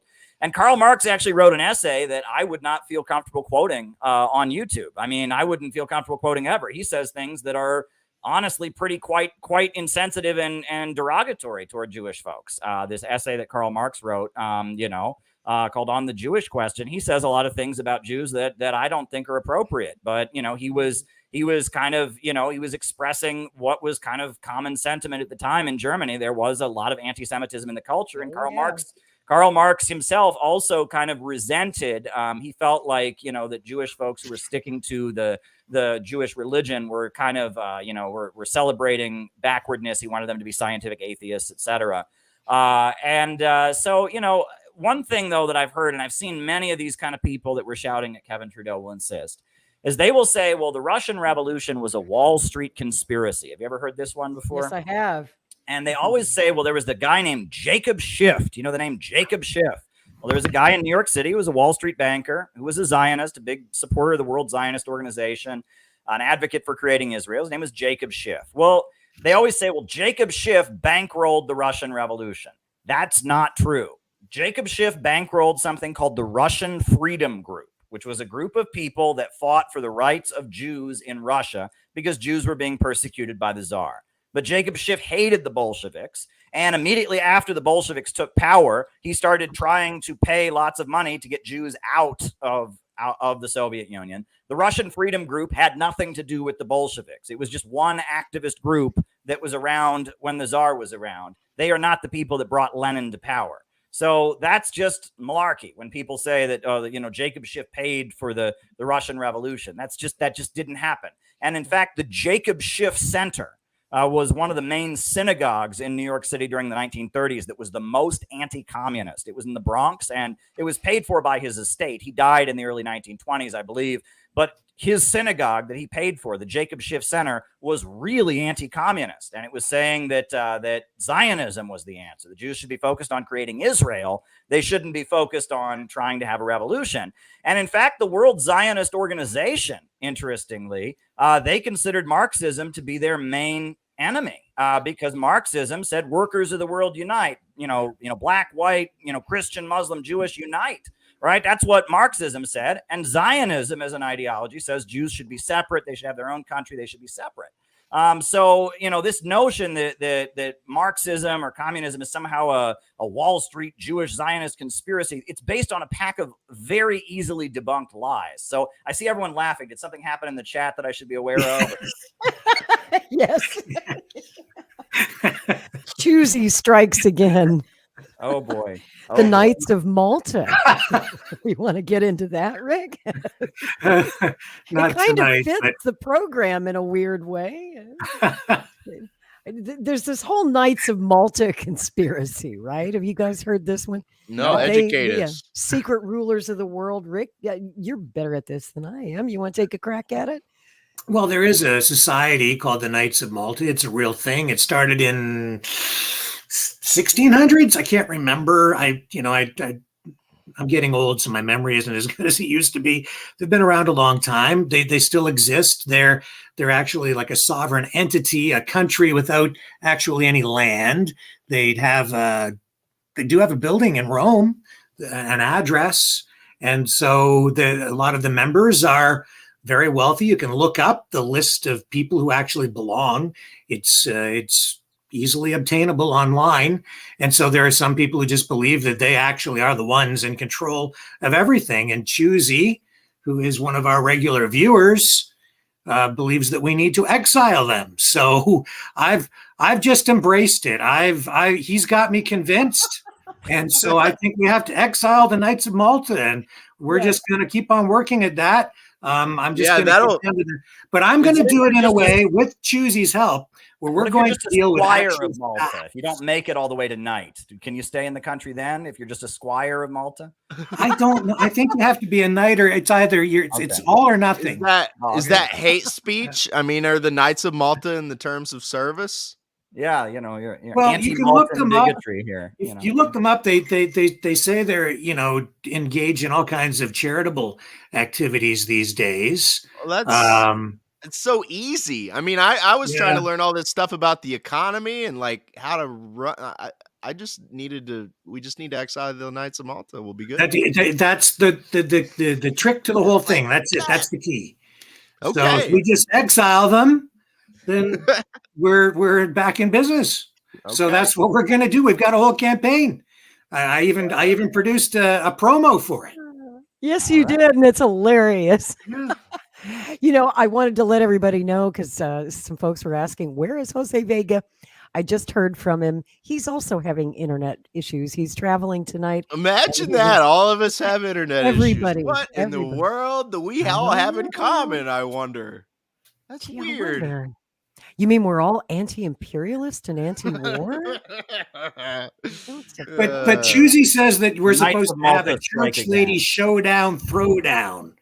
So he wants to know if he's very interested in having Lori do a church lady. What is that? Impression? Well, isn't that special? There you go. Yes. Oh, who's ruining our country? Who could it be? Could it be Satan? Did I do good? That's good. Thank you. So if Jose can't be here, he's unable to connect to the show. At least I can show you a little video of Jose because he was in attendance and he gave a speech at your CPI event. I guess this was about 10 days ago. Can I just say one thing about Trudeau before we move on? Oh, yeah, please. I think he is a communist. You do, huh? Yeah, he says he's a communist. He says he admires China's basic communist dictatorship. So here's how I look at it. Trudeau is a communo-fascist, but he's an evil communist. He's like a really bad one. He's the bad kind. But you guys, you're okay. But they're not communo-fascists. What the heck? No, you're not communo-fascists. You're just like a new breed. You're CPI. Now, do you think you're he's actually Fidel Castro's illegitimate son? That's the rumor. That's what they say. Yeah, you put two pictures, side by side. There is an amazing resemblance, and Maggie Trudeau. She got it on back in the day. I heard she and Fidel were pretty chummy. Oh, there you go. No comment, huh? Isn't there like a made-for-TV movie from Australia about a woman who has an affair with Stalin, and then her son goes on to become the Australian communist dictator or something? I haven't seen it. People have told me about it. His seed is that strong. Something like that. Yeah. Just as a child, and that child immediately becomes a dictator wherever he grows up. It's amazing. Yeah. Well, we had Kyle Kemper on here yesterday. We had Kyle Kemper on. I don't think that he's a son of Castro. But anyway. No. But anyway, and that was Mr. Kemper. Like I say, yes, Maggie got around. And did you know, I don't know, Rick, you might be old enough to remember this. Margaret Trudeau had a long affair with Senator Ted Kennedy. back in the 70s. Mm. And I mean, this lasted for probably a decade behind both of their spouses' backs. So, maybe Justin has some Kennedy blood in him. You never know. I will say, Rick, I don't know. These words are so, I mean, they're so loaded that four people having a conversation that agree on so much will have Right. completely different ideas. Like, if you think Trudeau is a communist, then I don't want to be one. Like, we're Yeah. way different. But I mean, we could try to dissect this for 6 hours, and we're still probably gonna be like, I don't know, because it's like decades of, programming on both sides. That's It's right. just, it's weird to try to pick it apart and try to figure out what's real. So I'm with you on that one. That's what makes this show so valuable is we actually get a chance to do that. Yeah. Where we can, debunk some myths, discuss conspiracy theories, try to get down to the bottom of where a lot of this stuff comes from historically. Because so much of what we were told, I mean, I hate to be the bearer of bad news, everybody out there watching in TV land, but our government didn't just start lying to us like 3 years ago during COVID. They've been lying to us for a very long time. In fact, I would say they've been lying to us since the end of World War II about a lot of things. And we know now from getting the declassified documents under the Nazi War Crimes Disclosure Act of 1998, only then did we really know that the Western allies, the governments like MI6 and the CIA, were working with Nazis in Germany, in Ukraine, brought them to the United States and Canada and sent them around the world, gave them good paying jobs, protected them from prosecution, and became our secret allies. The only difference now in 2023 is that it's not a secret anymore. Now it's openly admitted. Yes, we are allies with actual Nazi fascists in Ukraine, and they're great, and Slava Ukraini, right? I mean, it's just not a secret anymore. As long as they don't like Russia, Lori. That's as long as they don't like Russia, that's what matters, okay? And they hate communists, and they hate Jews, and it's all good now. We don't have to act like we don't. They're coming out of the closet. Bigotry is back. Bigotry is cool. And it's cool to hate Christians. It's cool to hate MAGA people. It's cool to hate commies. It's cool to hate Jews. I myself see this happening, and it's like history repeating. I'm a historian, and it scares the living daylights out of me. You know what? I'm so glad to be here with you tonight, Lori, because I think I was the first and one of very few originally to call out the person who was shouting those slurs at the prime minister, who is not Jewish, by the way. Nope. And when I did, I felt very alone. I was again horrified to find that there was really nobody in my chat who really stood with me. There was people doubling down and finding excuses for it and dismissing it, refusing to acknowledge it. These are some of the same people who think that the First Nations waving a swastika flag, a modified swastika flag, is cool now. Yeah. It's all great. It's wonderful. And, I'm sorry, I just, I'm not sorry. I know that it's just wrong, and it saddens me. It sickens me. And I stand against it. It's just that simple. But I'm very surprised that we've come to this point in our society, in our communities, and in the whatever this thing is that they call the freedom movement, to see people finding excuses for it or accepting it, even tolerating it, when I thought that this is what we were against, largely, and I'm shocked. And I feel like hating anyone or attacking anyone on the basis of their race or ethnicity or religious background is off limits in polite society. I mean, that's just a basic rule. I think we kind of, came to that conclusion, especially after the Second World War, but I guess not, it's really unfortunate. Well, I was going to ask, sorry, Tyler, I was going to ask you this question. So if you don't mind, ask me. in. How does it make you feel, and you too, Caleb, when you're a communist and you hear this anti-communist rhetoric ramping up again for the first I just time think since of my the Cold War? I just think of my grandpa. I think of my dad. I mean, I don't think these people, that's what I was going to tell Rick, is like, to me, it does a lot. Like with CPI, we've started making these little videos. What are they called, Caleb? Morning messages. Yeah. Morning messages. And I'm going to make one after our stream tonight. I don't know exactly what I'm going to say, but I'm going to do 5 minutes. And for so much of my life, I hid in the shadows until I got involved with CPI. And then I decided, you know what? There's so many wackos out there, like Rick was talking about. I'm a pretty normal person.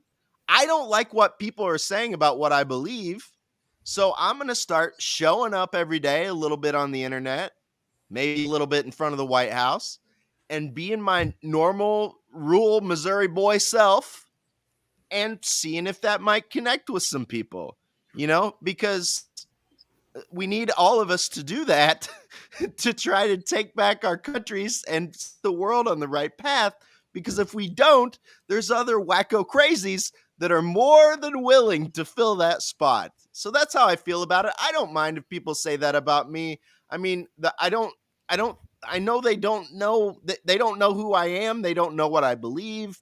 They've lived through, like 75 years of propaganda in the other direction. I mean, the fact that they'll call someone a communist and then call them a Jew, to me, shows that they have no idea what they're actually yelling about. They're just reaching for words that I don't like that, and I don't like that. And there is a part of me that's a little frightening because that happened in another place in pretty much the same way. That famous speech where first they came for the communists and I didn't do anything because I wasn't a communist. Finally, they came for the Jews. So we are in a poem together, Yes. But I as far as when people call that word out, I just think of, my grandpa that like served in Germany during the Korean War and played baseball with me in the backyard. He does not hate me. And, enough conversations. And most importantly,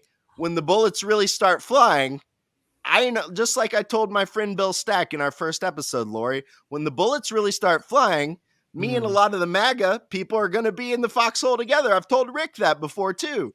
We're going to be in the foxhole together. All this silly rhetoric will dissolve, and then it will very quickly be like, okay, who's on the good side and who's on the bad side? I don't care what they call you. I can tell you're on my side. So let's do this. Until then, it's just goofballing on the internet and clicking on Wikipedia links until you find the most bizarre, wacko political affiliation that makes you feel like a cool teenager or whatever. That's the new indoctrination. In the new Cold War, they're using the internet to do it, to brainwash and indoctrinate people to hate each other. Mm-hmm. I've learned, especially in the last year or two, that you can't judge people by what they say. You have to judge them by what they do. There's a classic episode of Superman where Superman has a problem because this guy puts on a Superman costume and goes around doing bad things.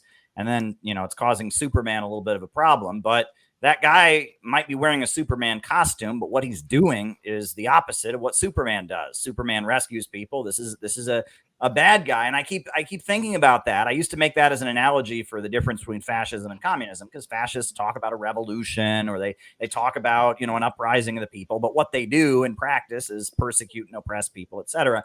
But the other thing is, Lori, you're a historian and I'm a historian, and I've been intensely just, studying the history of the lead up to the Second World War.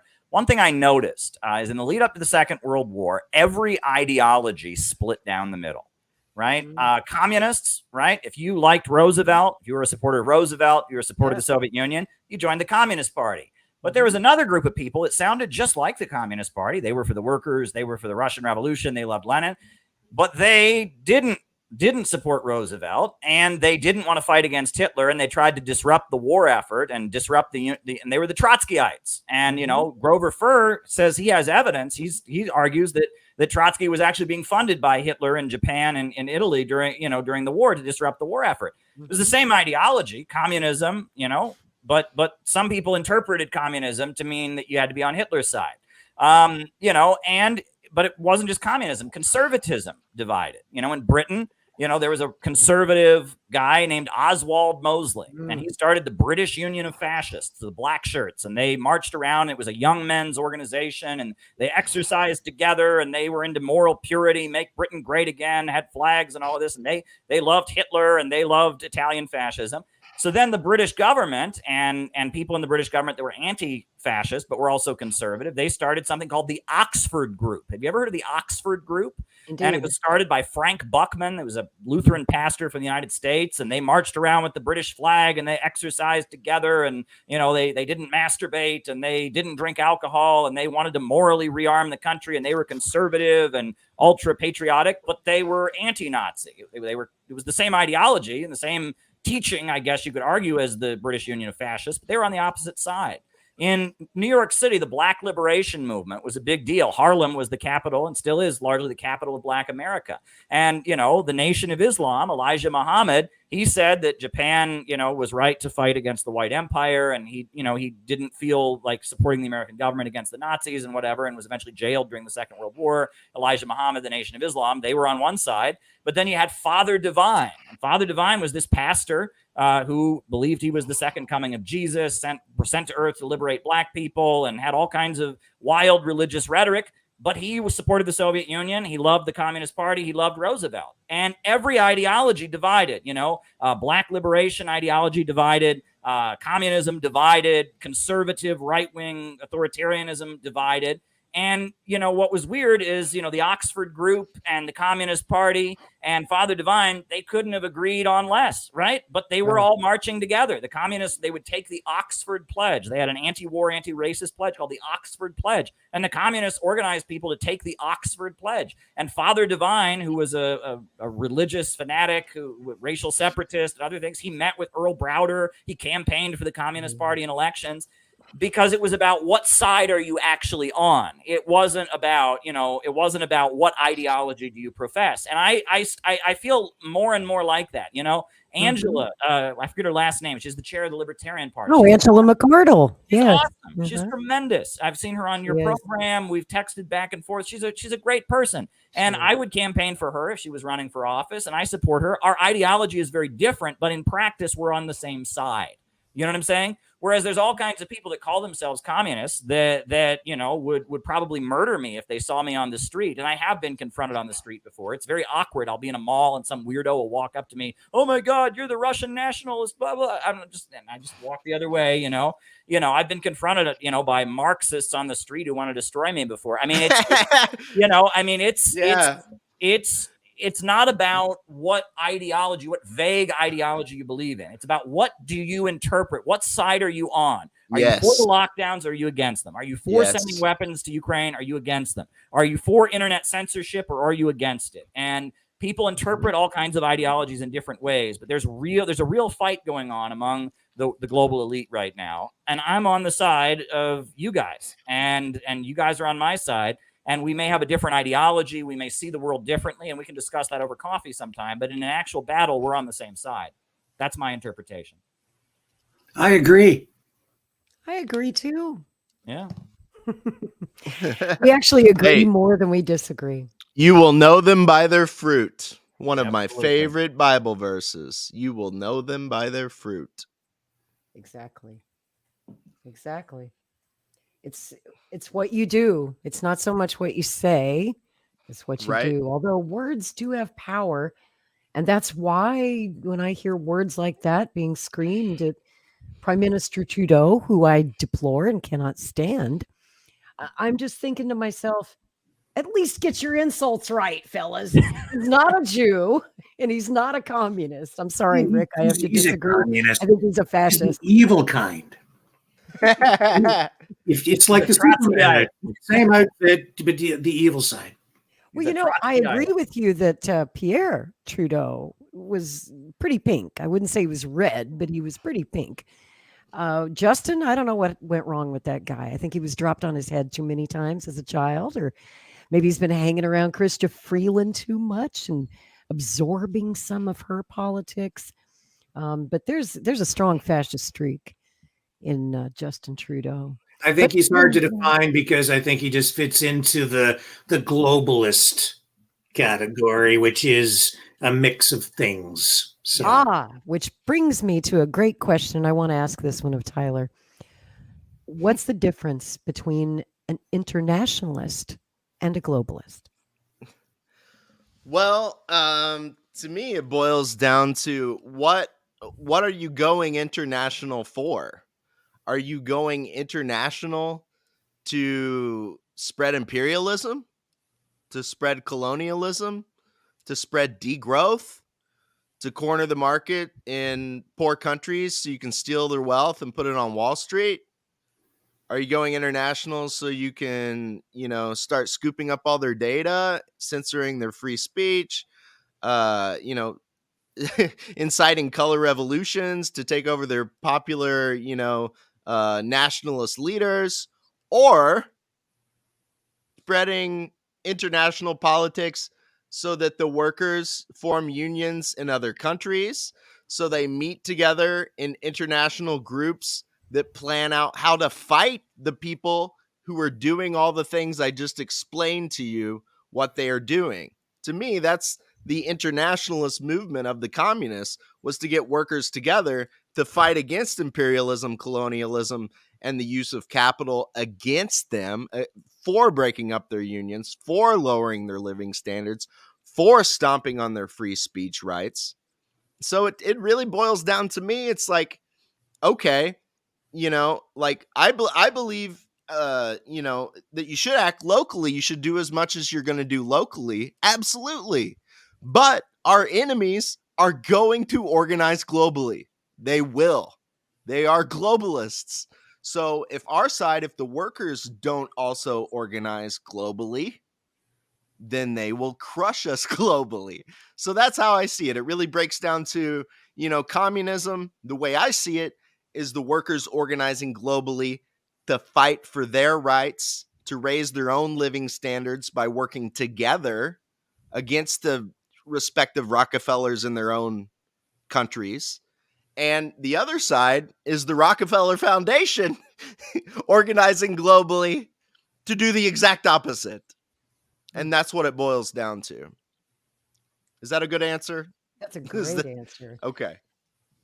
Caleb, do you want to add anything to that? No, I mean, which side are you on? I think that pretty much sums it up. Reminds me of that old song from way back, Pete Seeger. Whose side are you on, boy? Whose side are you on? Yeah, well, that was written. I know y'all know that. That goes way back. I think that song goes back to, labor struggles in Kentucky in like the 1800s or something like that. Yes. It's a long history of that. That's right. Yeah. Pete Seeger popularized it. Yes. And it became popular during the Vietnam War era with the hippies protesting the war. But yeah, it's a very, very old song. And it's more true now than ever. I just kind of wanted to get your take on something that Robert F. Kennedy Jr. said this week. As a communist, I wanted to get your insights on a video that his campaign put out. And the title of the video is, "It's Not Capitalism's Fault." And I thought that this would be an interesting thing for communists to weigh in on, because, of course, communists think that capitalism is the root of all evil. Hear what you think about. People ask me, what's the most important thing that we can do to protect our environment? I've always said the same things, and that's encourage free market capitalism. A true free market promotes efficiency, and efficiency means the elimination of waste, and pollution is waste. In a true free market, you can't make yourself rich without making your neighbors rich and without enriching your community. But what polluters do is they make themselves rich by making everybody else poor. They raise standards of living for themselves by lowering quality of life for the rest of us. You show me a polluter, I'll show you a fat cat using political clout to escape the discipline of the free market and force the public to pay their production costs. And that includes the cost of cleaning up after yourself, which was a lesson that we were all supposed to have learned in kindergarten. I brought hundreds and hundreds of lawsuits against people who were contaminating our environment, poisoning our children, etc. And I told people during all that period, don't call me an environmentalist, call me a free marketeer. I'm going out into the marketplace and I'm catching the cheaters. If you like this video and you want to help me become president of the United States. So, Caleb, your take on that? Or Tyler, whoever wants to take that question, go right ahead. Well, JFK is not a Marxist, or RFK is not a Marxist. I mean, he's not a communist. So I would expect no less. What he's saying is kind of the classic American populist narrative. He's for the capitalism of the small business owner. The average guy who's just trying to make ends meet and serve his community, have a nice store or a nice bar, in the neighborhood or something like that, invent a new product to make society a better place. And he's against the big corporations, the ultra monopolies, and that's a narrative that's been around in America for a long time. I think Ralph Nader probably sees things that way, and that, it's different than how we would see things, because I think that those big monopolies that use their political clout, that's the natural outgrowth of the capitalist system. And that's who we're against also. We want small businesses to flourish. We're in favor of a market sector existing. But in order to do that, we have to subdue the power of the big monopolies. And that means having a government of action that fights for working families, that protects those small businesses, protects labor unions and the working people, and takes down the power of those big monopolies. And that I will say that, it kind of goes with this notion of, well, that's not real capitalism, right? You hear that from like the libertarian right wing a lot, right? That's not real capitalism. Well, this real capitalism they speak of has never existed and would never exist, because when one group of people has exceptionally more wealth than everybody else, why would they not then use that wealth to rig the government to make sure they keep it? Absolutely. You created the government, right? Yeah, and that's been my problem with a lot of libertarians. It's like this idea, well, we're going to declare, Ancapistan. We're going to declare libertarianism. And then from then on, no one will ever be able to change the rules again. So somebody's going to have, 1,000 times more than everybody else, but they won't change the rules, and they'll just keep it a free market. And then that's just not how these things work. I always support that idea. I support libertarian, laissez-faire, free market capitalism, because I know it will end in my politics. You guys go ahead. Do away with the state altogether. Let's have one company. Walmart will own everything, and then we'll see how most people feel about that. We'll see. Go ahead. Well, the libertarians love to say that, socialism's never worked wherever it's been done, and the socialists love to say, well, real socialism has never been tried. Are you saying that real capitalism has never been tried? No, they created the state to keep the thing going. If they didn't create the state to break up monopolies, it would eat itself, which I would love to see. I mean, I let it go. Yeah.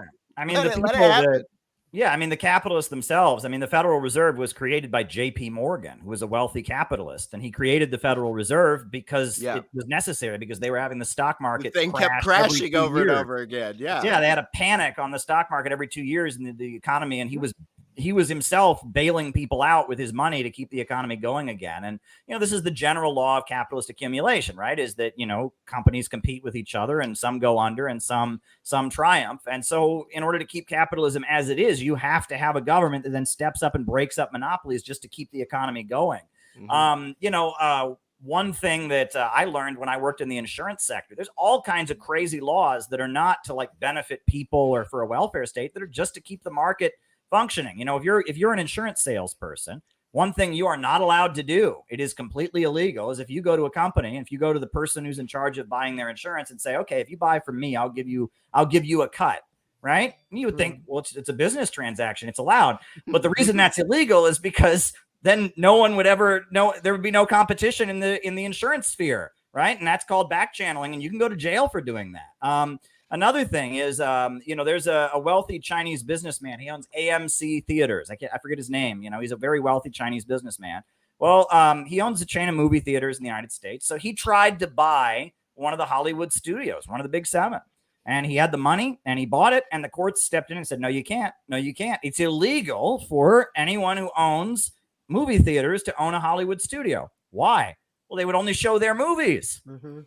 And then pretty soon you've only got one movie theater and one studio, and you've got a monopoly, and everything comes to a grinding halt. And so, yeah, I get frustrated. I hear people say things like there's no monopolies without the government. No, monopoly is the natural outcome of the free market left to its own devices. The government is constantly stepping in on behalf of capitalists to break apart monopolies just to keep the economy going again.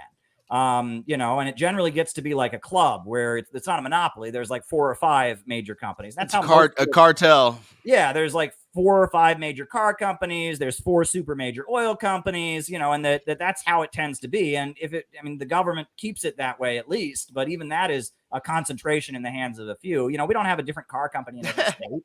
You know, and we don't have that. It's you know, and you look at Walmart, you look at Amazon, you look at these ultra monopolies. You know, and the government, yes, does absolutely facilitate them. So there you go. I think it's amazing that we just accept that there's an oil cartel and we call it an oil cartel, even though it's something we all need to live to like exist in modern society. And we're like, yeah, if you know, 4 or 5 people just kind of control the price of that. And it's been that way since like the 70s, way before that, you know, just go, whatever. Something to think about. You know, I wanted to get your thoughts. Oh, sorry. Go ahead.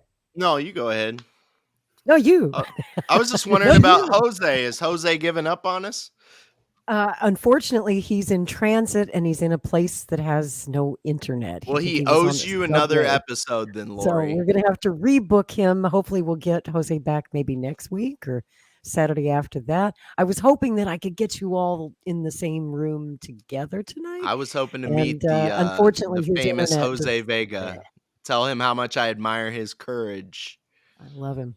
Love that guy. And I want the Maverick viewers to meet Jose Vega. They've probably seen some of his videos, which are just priceless.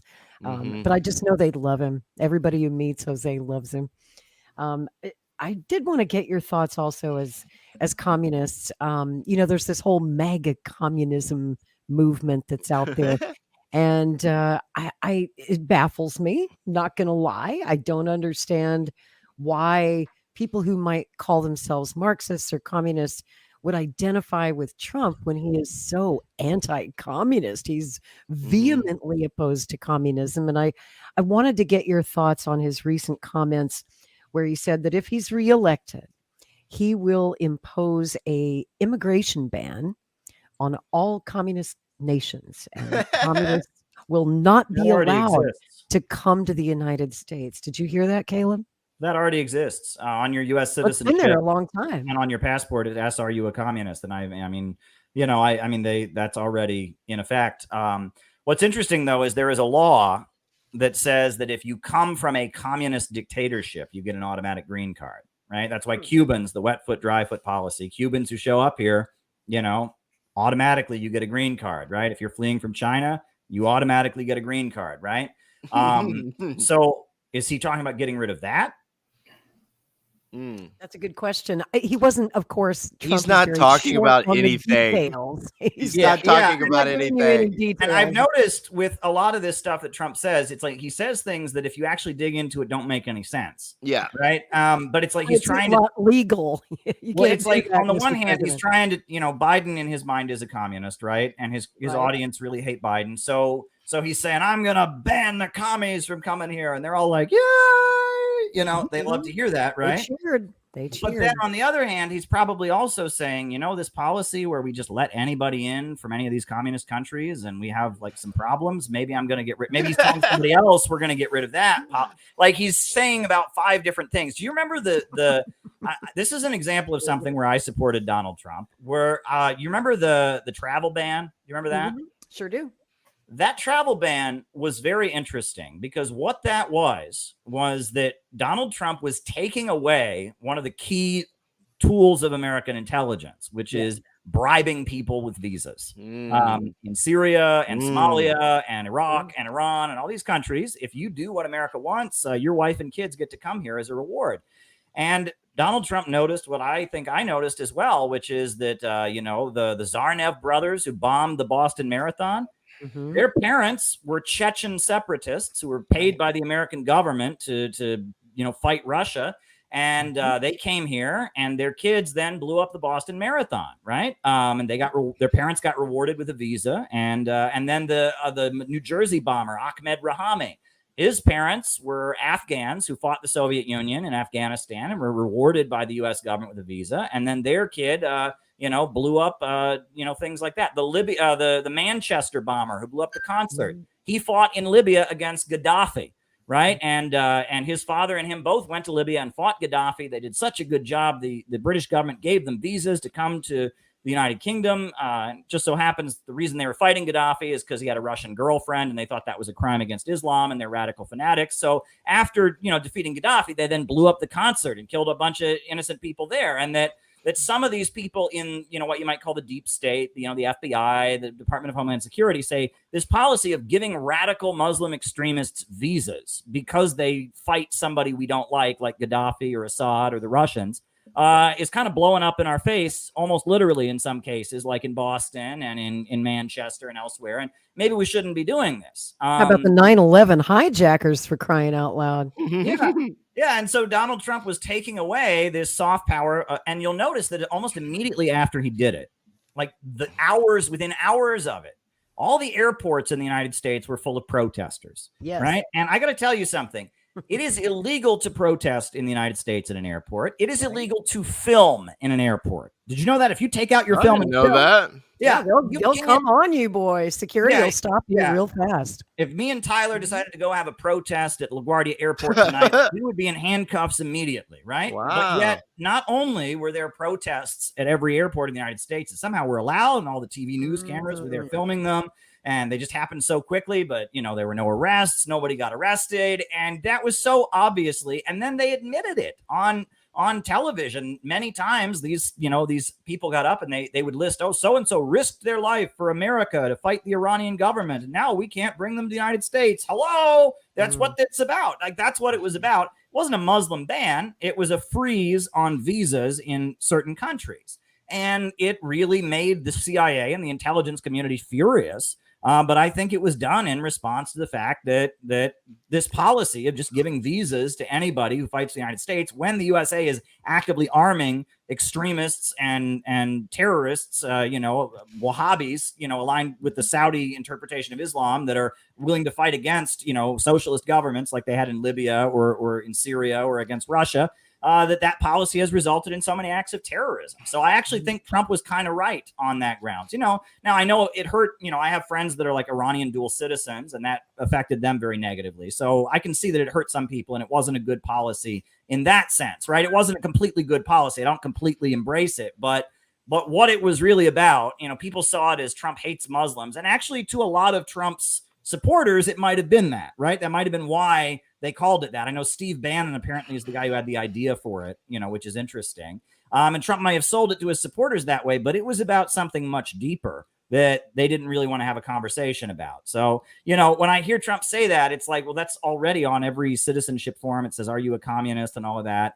And the funny thing is, all these laws, they refer to the Communist Party, which is hilarious because that's CPUSA. You know what I mean? So it's like, I'm an outspoken communist on the internet, but if I were not a U.S. citizen, I could get my papers under that law because I've never been a member of the Communist Party. I was a member of a Communist Party. It doesn't say that, and that, I remember years ago when I was with a communist group that, worked with the International Action Center of Ramsey Clark, and there was an older Pakistani guy who was trying to get his U.S. citizenship, and they tried to block it on the grounds that he volunteered at the International Action Center and that a lot of the people at the International Action Center were communists.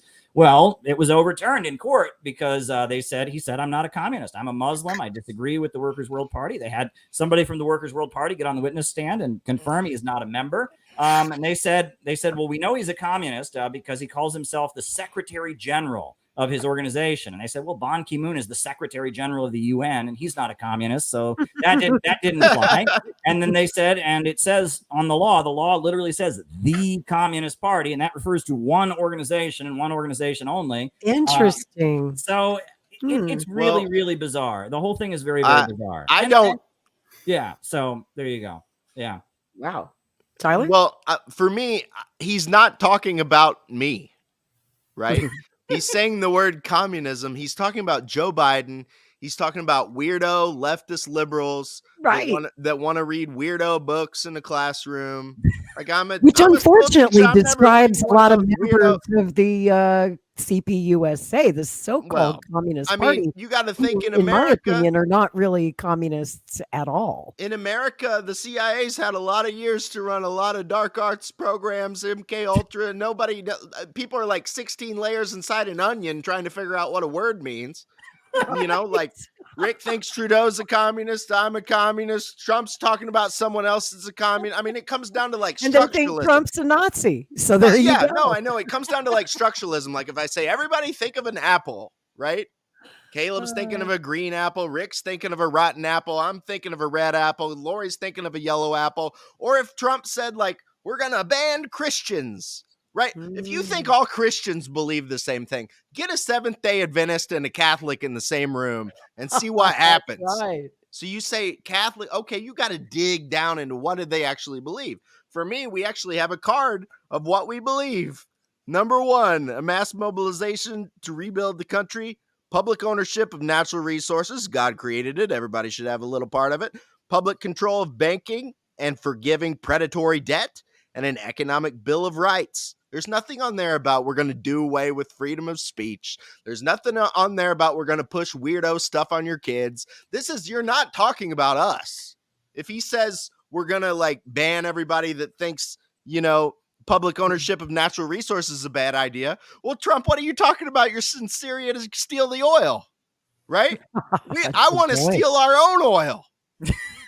Just take the oil. I want to steal the oil under the ground I live in. Yes. So, I mean, he's not talking about us. He's talking about Joe Biden, Democrat, leftoids, Antifa. He's not talking about me. So when he says that, and I almost think, if he said that to me and I go, oh, Donald Trump, I think you're amazing. I think you're a great guy. I support you 100%. He'd be like, oh, well, you're not the kind of communist I'm talking about. So just like Rick, it'd be the same thing. He'd go, there's a lot of good communists. There's my good communists over there. There's some good ones. But you guys are evil ones. I will say, it doesn't even mean anything. He's just playing to the audience. MAGA communism as a brand. I think it was either anyway, I don't want to say names, but it was another personality who made that their brand. And honestly, I think it was very poor marketing because MAGA people hate communists. Yeah. And communists, unfortunately in the United States, people who identify as communists hate MAGA. Right. What he was getting at, I understand, which is that, a popular movement of the people, it's against wars. That's there's against, some revolutionary potential there. He's pointing to something real, but it is done in a very non-strategic way. And so at the time, there was all this big blow up on the internet and all these people, everyone in the world decided they had to, make MAGA communism their punching bag. I didn't do that. And I said, if by MAGA communism, you mean engaging with people in the MAGA community about communism, I'm for it. You know what I'm saying? If that's what it means, right? But I've never completely tried to own that brand because it just like you just burn a bridge with two communities immediately, right? I want to talk to communist people about why we shouldn't hate MAGA. I want to talk to MAGA people about why we shouldn't hate communists. But if I call myself a MAGA communist, I immediately lose the ability to do so. That's right. Either of those groups of people. So, but I will say, the reason we call our group the Center for Political Innovation, not the like Communist Revolution Club or something like that. I recently met with a Chinese filmmaker. We got to have dinner. He's in the country to make a documentary comparing communism in China to capitalism in America. We had a great exchange. We had a translator there. It was kind of a wild conversation. And he said, why do you call yourself the Center for Political Innovation? Why don't you call yourself the Communist Center or something like that? And I said, if I was being interviewed on CNN and beneath my name, it said the communist something or other, people are going to go, oh, that's nuts. You're going to hear televisions just turning off immediately. Right. And if I'm applying for a job, right, if I'm a college professor or something, and I put on my previous employer's Communist Revolution Club, people aren't going to take that seriously. But the Center for Political Innovation, that is taken seriously, right? That sounds like a serious organization that you could put on a resume, that could be underneath my name on a television interview or something like that. And also, I will say innovation. Innovation means you're doing things that haven't been done before. And we are in uncharted waters. We are in uncharted waters. We have to admit that. The Cold War is over, and the way we talk and the way lefties have talked, We are from a tradition. I consider myself from the tradition of William Z. Foster and the Communist Party before the witch hunts and McCarthyism, before Khrushchev's secret speech. I consider myself from the tradition of the new communist movement of the 1970s, to protest the bicentennial. They had a march, we've carried the rich for 200 years. Now let's dump them off our backs. There's a famous photo from that march of a bunch of veterans in uniform that says, "We won't fight another rich man's war." The new communist movement of the 70s was a noble try. It wasn't very successful, but they were trying to get to the masses of people, get out of the hippie counterculture. That's part of my heritage as well. I respect that. So communism is my heritage, but what we're doing now is uncharted waters, And I'll say I've learned a lot from the LaRouche people. Now, I'm not an adherent necessarily, but I quote them a lot, and I think that Lyndon LaRouche was a communist in the 70s, and he saw some of these problems, about the counterculture, about the middle class politics, and he wrote about them, and he had some brilliant insights into what degrowth was about and all of that. And he eventually turned against communism entirely. He developed his own ideology about what he calls the American system. He was a supporter of Ronald Reagan, etc. But I've learned from them, and I was in the Workers' World Party for 8 years. I was a student of Sam Marcy, and I never met Sam Marcy, but I was surrounded and mentored by people who, bowed before Sam Marcy, and just thought Sam Marcy, the founder of the Workers' World Party, was one of the greatest people who ever lived. And, I did meet with Ramsey Clark, and that our beliefs are very much, you could say they're a mishmash, and we have different views too. It's too bad Gavin couldn't be on here, because that's what I was gonna say. I could pick that up. You finish, and then I want to add to that. Gavin is a Christian, and he's in CPI, but he's he's a member of CPI, and his religious Christianity is very different than my own. I mean, he's a creationist, a six-day creationist, and has a lot of other very conservative beliefs that are, he's what you would call like a fundamentalist, like Christian, like a Bible believing fundamentalist. Whereas I'm a liberal Christian, and I come out of the tradition of Christian socialism. I accept Jesus Christ. I accept the Bible, but I'm not, I don't think the earth was created in 6 days. I don't, things like that, I don't, but there are different views. There's Muslims in CPI. There's Jews in CPI, practicing Reform Jews in CPI. And there's atheists in CPI. They're welcome as well. So we're a variety of things. We're in new ground. That conversation we had with Milhan, like that is. Yes. Talk about something weird. 1981, the Workers' World Party that I was part of had a rally at the Pentagon that Ramsey Clark, who about, the former U.S. Attorney General, spoke at. It's called the People's March Against the Pentagon. And the Unification Church showed up, a couple hundred of their members showed up with baseball bats, and there was a fight that went on, and people went to the hospital. It was no holds barred. They were supporting Ronald Reagan and Park Chung-hee, and the Workers' World Party and Ramsey Clark were supporting North Korea, and those two countries were at odds with each other. And it was people got hurt. People got hurt. I'll just tell you that much. No one was killed, thank goodness, but it was a scuffle. But here I am, I'm hanging out with Milhan. Milhan's one of my friends at this point. I know his wife and kids, great people, and we both want peace on the Korean Peninsula, and we both don't like the woke thing. Whereas, the far left kind of wants to destroy us. We're in a weird period where we're cutting new ground. I'm going on. I'm talking a lot. Yeah. Let Tyler talk. You're right. Go ahead. I was going to say, to bring this back to Christianity, like the old is becoming new again, like pre-Cold War, being a Christian and a socialist there for a while was just considered like logical. Like, of course, like Eugene V. Debs, put in prison by the Democrat Woodrow Wilson because he was against World War I. But if you read a Eugene V. Debs speech, it just sounds like Jesus giving the Sermon on the Mount. It really does. It's like American Christianity and socialism before the Cold War was just taken for granted. I mean, I'm here in Kansas City. I'm thinking I might go to church here tomorrow. The Unity Village is here. One of the founding strains of New Thought Christianity.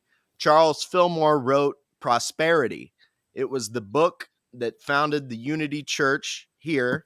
And there was like Christian Science, and then there was Unity, and that all came out right around the turn of the 20th century. William James wrote that book on religion and how I just see that a lot of the American spirit, the the good desire to create and build something and have faith in yourself and have faith that Jesus will bless that thing.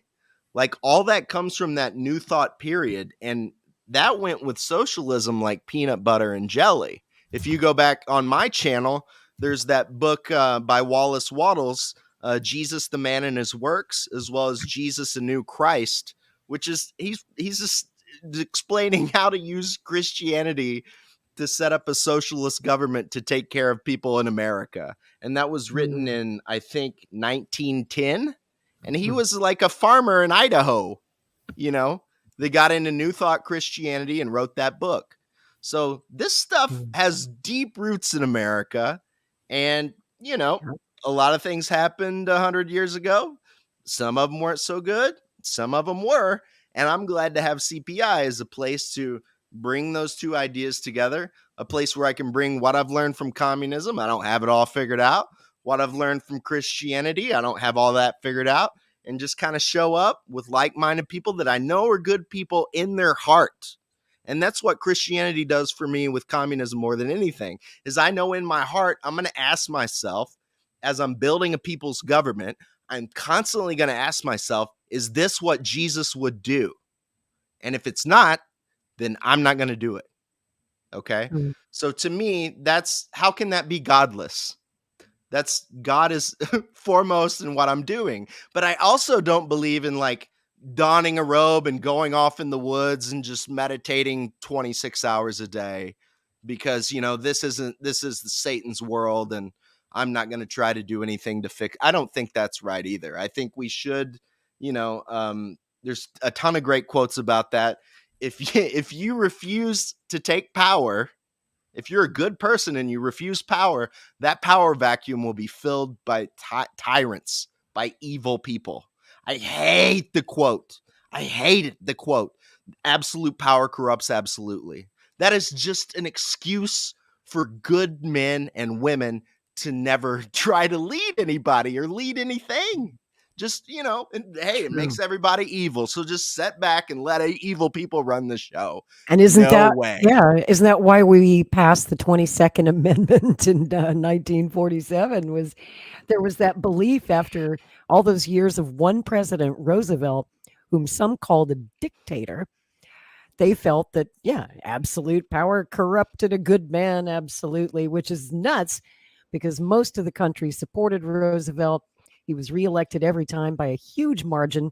Republicans voted for Roosevelt. Democrats voted for Roosevelt. He was clearly the choice of the American people. The country really liked the social gospel when they got a taste of it. Well, that's right. And, you know, most conservatives that I know today, they would bitch and moan if you tried to take away their Social Security check. Yep. Or their disability check, or their unemployment check. Amen. I would challenge. This is my challenge that I issue tonight to both communists who are against Christianity and Christians who are against communism. Get yourself one of those versions of the Bible where the words of Jesus are in red, where the actual words of Jesus are in red, and go and read Matthew, Mark, Luke, and John, the Gospels. And tell me that man wasn't a revolutionary, because he absolutely was. He was. They nailed him up for a reason. And I mean, you wanna read what that man said. He was not an adherent of free markets by any means, and he was certainly not a supporter of the rich and powerful by any means. And he was certainly not a defender of the status quo. And he was building a revolutionary movement. And, you know, and it's funny because it's like in CPI, what our dues are $10 a month, you know, whatever, you know, but, you know, you read Jesus Christ. I mean, people call us a cult, right? You know, but like read what Jesus said to his followers. Leave your family, leave all your possessions, come and give your life to me. You're going to get tortured because of me. And whoever gains his life shall lose it. Whoever loses his life for my sake shall gain it. I mean, it's, you want to talk about a fanatical revolutionary who was against the rich and powerful and against the rulers of his day. Liam, you know, the young guy, Liam, he always quotes to me when Jesus was healing people on the Sabbath, and the Pharisees and others came to him and they said, well, you can't be healing people on the Sabbath. And he said, the Sabbath was made for man. Man was not made for the Sabbath. meaning that the religious institutions were created to serve people. People were not didn't come into existence just to follow some arbitrary rules, right? And he's basically saying that it's about protecting people, it's about empowering people, it's not just about following some abstract rules. And if people need to be healed on the Sabbath, I'm going to do it anyway, and I don't care what the fine print says. I mean, it's you read that stuff. This was a revolutionary if there ever was one. And so that's my challenge to people. If you think I'm wrong, go and read it for yourself. Go read the words in red of Jesus Christ. And you tell me as a Christian that this man is not a revolutionary. You tell me as a communist that this man is not a revolutionary. I don't think you can do that. Speaking of revolutionaries, I kind of want to, as we bring this show to a close, the thumbnail tonight, the gentleman in the thumbnail we all know is Joseph Stalin, former generalissimo of the Soviet Union, and indeed a revolutionary. But I know this is kind of late for such a big question, and it's not fair for me to pop this. We can do part 2 sometime, Lori. We'll do part 2 sometime. Maybe you can give me the short version of the answer. But something that's always kind of puzzled me about Joseph Stalin is, people say he was a monster, he was a murderer, and blah blah blah blah blah blah. But Joseph Stalin's past, a lot of people don't know about the early years of Stalin. Before he became a revolutionary, he went to seminary school. Yeah. And that's something that just blows a lot of people's minds when they realize that he had a firm foundation in faith, and then turned around and banned religion in the Soviet Union. Can you make that make sense for me? Well, he re-legalized it, though. He did. Yes, he did. He wasn't the one who banned it. I mean, it was banned before he was the leader, but I mean, he brought back the Orthodox Church. But, Stalin, his mother is a fascinating character. I mean, his mother was a woman who, if she wanted to make something happen, she made it happen. She had so many miscarriages before Stalin was born. She made a deal with God. She said, if I have a son, I will make my son become a priest. And so after all those miscarriages, she finally gave birth to her son, Stalin. Or he wasn't called Stalin. He was called, his nickname was Soso, S-O-S-O, but, Joseph Zhugashvili was her son. She called him Soso. That was his nickname. And they were in a really poor village, but she had made this promise to God that her son was going to go to seminary school. And so she went around and raised money like crazy, knocked on everyone's door in the village and said, I made this promise to God that I was going to make my son be a priest if I could, and raised money like crazy to send Stalin to go to seminary school. And so Stalin, and his father was an alcoholic bootmaker, who beat up his mother a lot and often was not living with them and would just kind of occasionally show up and try to, almost kidnap Stalin, and take him to wherever he was staying. And then his mother would kidnap him back. You want to talk about a kind of a nightmarish childhood this young man had. So finally, as a teenager, he goes to seminary school. And in seminary school, he's a very successful student, and he learns to read and write, which put him ahead of about 60% of the Russian population, to go to, he's learning to read and write. But he's Georgian. He's not Russian. So he's a minority, right? He's from a country that's, and so he's kind of made fun of and discriminated against because he's not a Russian, right? And that Russians had, the privilege, but he's kind of discriminated against. But at the seminary school where all the boys are learning to be priests, they have a rule that you can only read religious books. So Stalin goes to the local bookshop in the town, and he makes a deal that he'll buy all their non-religious books, Victor Hugo and, and Charles Dickens and all these books. And he starts a business at the school selling them to the other boys in the school. And he's the head of this underground illegal book distribution ring. Right. Now, that's a story I'd never heard. Yeah, so as a teenager, he's hustling all the exciting forbidden books to, his fellow classmates. Right. And he's constantly getting in trouble in the school, and they put him in solitary confinement a bunch of times. That's how they punished you in seminary school back then. And his mother is upset with him because he's always getting in trouble. So his mother finally says, you know what, if you're going to keep getting in trouble, I'm going to stop paying your bills. This is ridiculous. I'm doing all this money to raise money. So Stalin, he doesn't finish school, but he goes into that village, and in that village, he gets recruited into the Bolsheviks.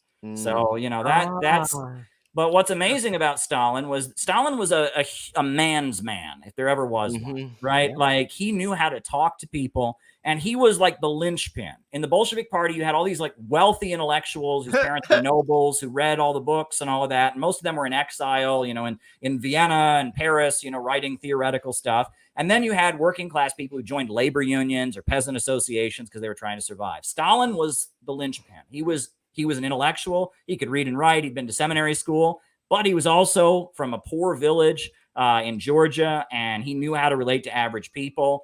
And that's why Stalin was the organizer, right? You know, Lenin, he had this magazine called Istra, which was the Spark. And it was a theoretical magazine that was illegal, that was like smuggled into Russia, and that was only read by party members. It was like secret, and it was like a theoretical journal.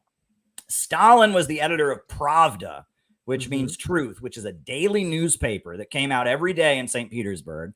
And it was mainly anonymous letters that workers wrote about the conditions in their factories. And they'd say, my boss made us work, you know, so many hours and I'm angry about it. And someone would write in, my boss did the same thing. It was anonymous worker correspondence. And Stalin was the editor of this magazine that came out every day that would be distributed all over the capital of St. Petersburg, that workers would read to each other while they were working. You know, there'd be an assembly line of people working, and there'd be one guy who knew how to read, and he'd read it out loud, and they'd be listening to it intently. And it was not an ideological, you know, communist, dialectical, economic. It was just kind of what our conditions are like, why we should rise up, why we should strike, why we shouldn't be able to take it anymore. At one point, all the leaders of the Bolshevik Party get arrested and sent to Siberia. Stalin and Lenin and Kamenev, and all of them are sent to Siberia. So Stalin's in Siberia with all of them, and all these intellectuals, these rich guys. Oh my God, what are we going to do? We're in the middle of this barren wasteland. Well, Stalin, he goes and makes friends with all the local Siberian villagers. He drinks with them, and they eventually elect him the president of the hunting club. He's head of the hunting club of the Siberian villagers. You know what I'm saying? Stalin was somebody who knew how to work with people, right? And he had an ability to mobilize people. And honestly, I don't think Stalin gets enough credit. A lot of, even the term Marxism, Leninism, he invented that, right? And he put Lenin's body in the mausoleum, right? And that was a subtle nod to the fact that in the Russian Orthodox Church, they believed if you were a saint, your body didn't decompose. And so by like putting him in the mausoleum, and he had the idea to build the cult of personality around Lenin, all these pictures of Lenin with a halo around his head. And that Stalin figured out, he's like, we Bolsheviks were the most radical liberal people, but these peasants in Russia are some of the most conservative people in the world. They've been living the same way for thousands of years. They're deeply religious. How do I find a synthesis that'll work in this country? And the golden mean. Stalin developed a synthesis, what the Soviet state was, the 5-year economic plans, the one-party state, the leader who's like the king, but he's very charismatic and is going and encouraging everyone to work, women working alongside men in factories and getting degrees in engineering and all that, but at the same time, glorifying the Soviet family, outlawing homosexuality, outlawing abortion. All of that was Stalin. Stalin knew the people. He knew the people of that part of the world like the back of his hand. He could relate to them. And if you read his criticisms of Trotsky, that comes across. He's saying we have to be able to get the people to love us. We have to understand the people. We can't just impose our ideas on them. We have to find, aspects of the people, things the people already believe, and kind of hijack them for communism. Yeah. You know what I'm saying? It's brilliant. Well, you read Stalin, he was really the architect of 20th century socialism, and that his religious background was a big part of it. And, Lori, many Russians believe he was a Christian. Now, I'm not saying I believe that, but many Russians, they have a story. There's a myth that has developed that during World War II, there was an angel that visited a boy in Siberia and said to Stalin, if you want to defeat the Nazis, you need to bring back the church. And then I've heard that story. Yeah. And then Stalin, the little boy, came to him and said this, and Stalin burst into tears because he'd been a Christian all along. He just hadn't covered up in order to be a Bolshevik. So he re-legalized the church, and that turned the tide of the war. I mean, that sounds like... I believe that. I don't know. My heart tells me that's true. That. I don't know. There you go. So it is what it is, right? Because you'll know them by their fruit. And so, I think there's a lot there, and that even Trotsky, in his biography of Stalin that he wrote, it's called Stalin by Leon Trotsky. He describes Stalin as religious endlessly. He says this guy was a religious deep down. He was a Christian. He never grew out of his seminary school mindset. And that was supposed to be Well, bad in right. the eyes of So Trotsky. take that for what you will. I wanted you to know? share a vignette. I think it's from the book Young Stalin, but I've heard this before and this doesn't really go with the Christian thing, but it does go with like connecting to normal everyday people. Evidently, the Bolsheviks were having a party, and there was like a male and a female comrade that were having a few drinks, and it was obvious they were kind of liking each other. And they were kind of heading toward a back room, and Stalin and another guy were like, look at this, look what's going on. And Trotsky, the liberal Trotsky, was like, I cannot believe that he's disrespecting that woman like that. I cannot believe. And Stalin was like, what in the world's up with this guy? Like, he's just being normal bro, dude. You know? That's be Trotsky. happy for him. Come on. But Trotsky was like all offended, like, I can't believe. Sounds like a modern day liberal. Yeah. I know, right? It does. Oh my goodness. But I would really encourage anybody, if you've never read a sympathetic portrayal of Stalin, if you've never read what the communists had to say about Stalin, there you go. Read it. It'll blow your mind. And if you think the American government lies to you about a lot of other stuff, consider this. They're lying to you about that guy too. Think and about they have that. been for a very long time. The author of this book is such an extreme conservative in Britain, Simon Sebag Montefiore, right? He gets away with writing a very sympathetic book about Stalin that kind of shows Stalin in a very sympathetic light. He wrote another book called The Court of the Red Tsar that's also like that. I think no one would ever think this guy, this haughty British conservative is a communist. So because of that, he can get away with saying a lot of positive things. So there you go. But yeah, Russia wouldn't exist today. China wouldn't exist as it is today. There wouldn't be much standing up against what's going on right now if it weren't for that guy on that book. That is so very true. I think that, the more I study Stalin, I don't want to be a Stalin defender, but I do want historical accuracy.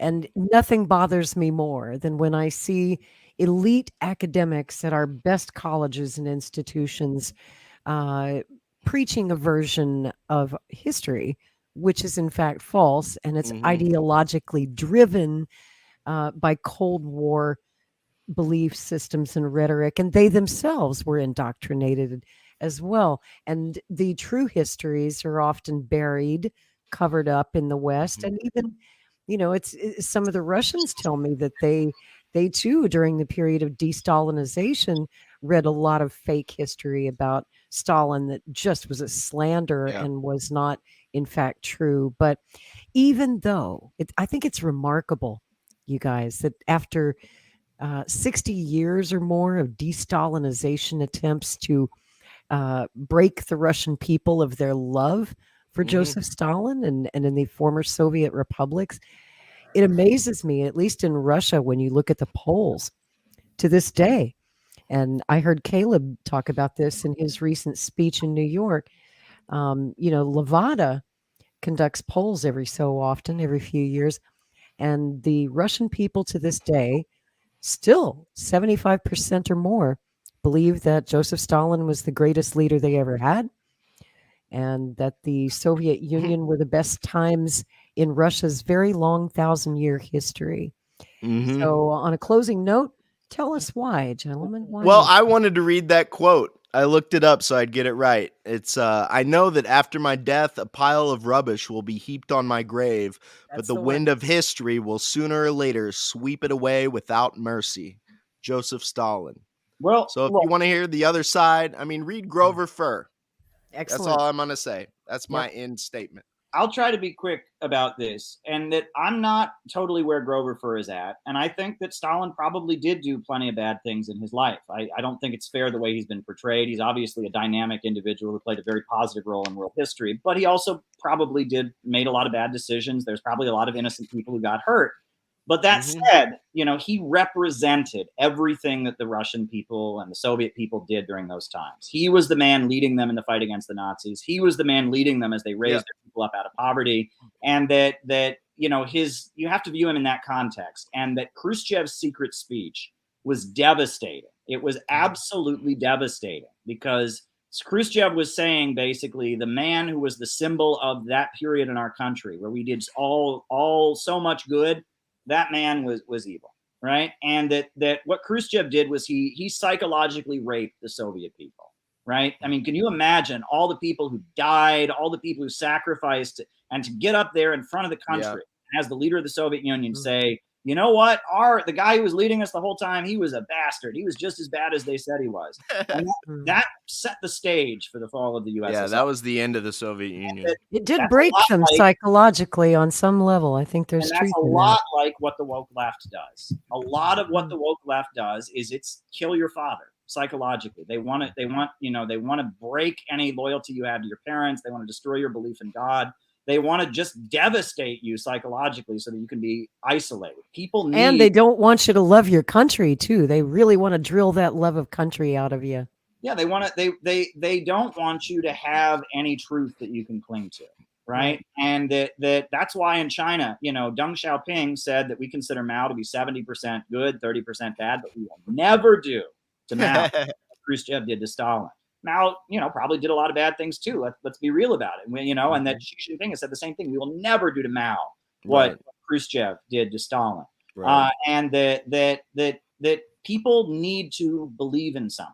People need to have a figure they can look up to, right? And that part of, you look at Netflix, all these documentaries that are demonizing cults and demonizing religion and all that. It's about trying to get people in this mindset where they believe there is no truth. Right. And trying to, Sigmund Freud, he wrote about transference. Right. And that it's a form of psychological manipulation as you kind of kill someone's love or admiration for their parents. And that this is some sinister, deep state psychological manipulation. This is where I sound like a conservative in a lot of ways. But I'm just telling you, you're right.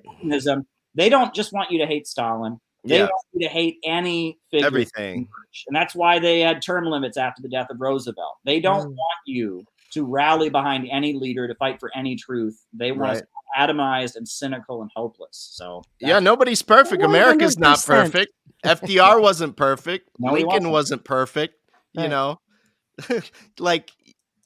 I'm not going to throw out America. I believe in America. 70% good, 30% bad. How about that? There you go. It's about right. I'd have to say, I think that's about right for America. Because somebody did one bad thing, you can't throw out their whole life. We're all sinners. That's right. That's right. Amen. Amen, brothers. See, you got an amen out of me before. All right. The church lady got an amen out of the church lady. Isn't that special?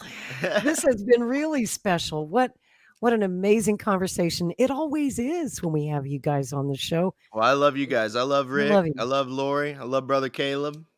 Thank you for having us tonight. Deep love, warm embrace from me as well.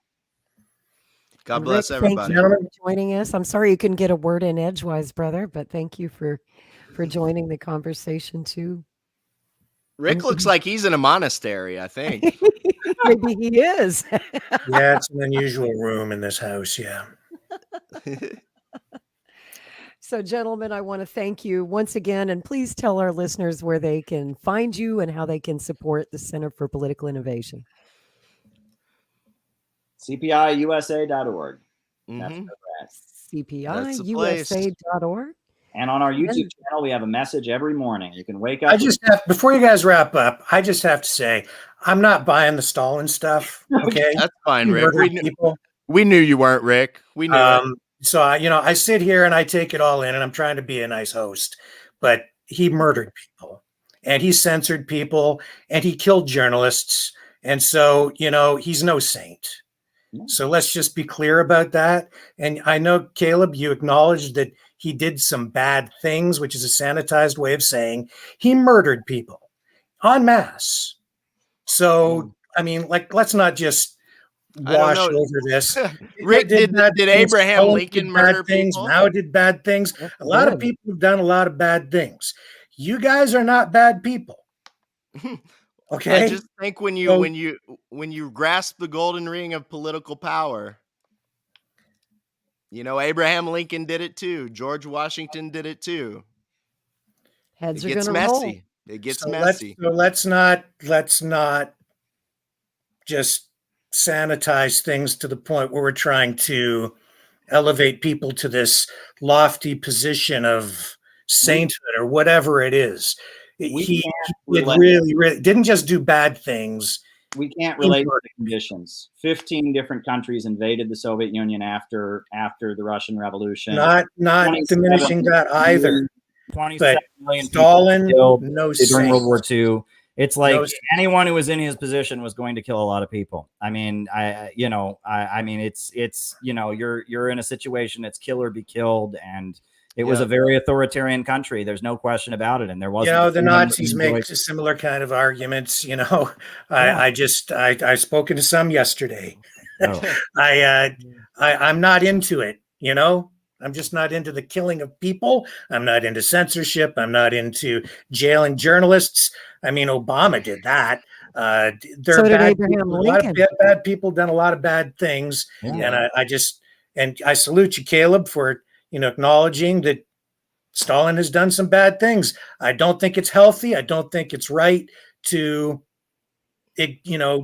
turn a blind eye to these things. If we want to be accurate, then let's actually be accurate. I don't disagree. I don't know how many people he killed, but he killed people. I don't disagree with that at all, Rick. But I would just say what you just said, everyone in America's heard that their whole life. So I like to lean into the other side just because there is another side to that story as well. Sure. That's all I'm doing. I'm not saying the guy never made a mistake by any means. We can't relate. Okay. Yep. As people living in the West, we cannot relate to the conditions that took place. I mean, we can't. I mean, we're describing, World War II, 27 million deaths in the Soviet Union during that. I mean, it's just, we like to think we would have done things differently. We like to think, well, we would have made this decision or we would have done it this way. But do we really know that? You know what? I did this week when that guy yelled out, "You're a pathetic Jew." I took a stand. When other people, nobody around me would. And you know what? That is the effect of authoritarianism, groupthink, mob mentality. People were afraid to speak up or stand with me, but I did. You know what? I'm proud of you, Rick. I mean, people can. Yeah, and I hope that we do, because I hope we've learned from history, and that's why we do need to be accurate. And I totally agree. My right? only pushback would be I don't like to be equated with Nazis because my side marched into Berlin and raised that flag above the center of power, But, I'm not saying he's not an angel by any means, Rick. I appreciate you pushing back. Show me any political leader in history who was a damn angel. There isn't one. It's part that I know, Rick. I'm glad you brought that up because it's something I really struggle with. Yeah. I know I'm on the internet right now. I know this video is being watched by a bunch of people. I'm just being honest. I struggle with it. I feel that we need to take power and stop these evil people from doing what they're about to do. Yep. But like I told you, as a Christian, no matter what I do, I will constantly have to ask myself, is this what Jesus will do? And Stalin will have to work that out on the other side of Judgment Day, right? But all I know is for me, that is something that will temper my behavior, because if I can't line it up with Christianity, then I can't do it, So exactly. Just me. But I love you, Rick. I hope you'll still be my friend. We are absolutely friends. Okay, good. I think in fairness to Caleb and Tyler, because I've watched a lot of Caleb's lectures, read a lot of the books that Caleb recommended I read, because I was curious to get both sides of the story. I recognize and I realize that growing up in the late Cold War period, that I did receive only one side of the story, one side of the history, and that to truly understand it, you have to put yourself in the other guy's shoes. You have to look at it. You have to ask yourself, why do so many Russians today still revere Joseph Stalin? Why do the Chinese today revere Mao? Why, there are so many questions, and I'm a curious mind. I'm that kind of person. For the same reason that people love Trump, or that they love Obama, or that they love Castro. It's what information you're fed, what propaganda or even truth is stuffed into your brain, and ultimately what you end up believing. That is why people support anything. It's why you buy Colgate instead of Crest. That's why. There's a place for that. It's a great marketing. Point. The mustache guy was pretty good at it too. So yeah, listen, yes, I have got to run. I really have to run, but it's been a pleasure, and thank you so much for having me on here. I'm gonna have to say goodbye for now, but farewell, Mr. Caleb. We love you, buddy. Go to church in the morning. We run way overtime tonight. We almost went 3 hours, but I could go all night. You guys are so interesting. So we will have you back again for sure. And good night, Caleb. Good night, Tyler. And good night, Mr. Walker. Good night, everybody. We love and thanks you. for watching. Love you, Rick. Love you, Lori. Thanks for having me on. I hope you'll have me on and again. We're all friends. No gulag for you, Rick. You're too good. Yes, he is. In a universe full of ideas, we draw lightness from the dark to a place where opposites attract. Right meets left, positive touches negative, sparking an explosion of truth. Because politics makes strange bedfellows.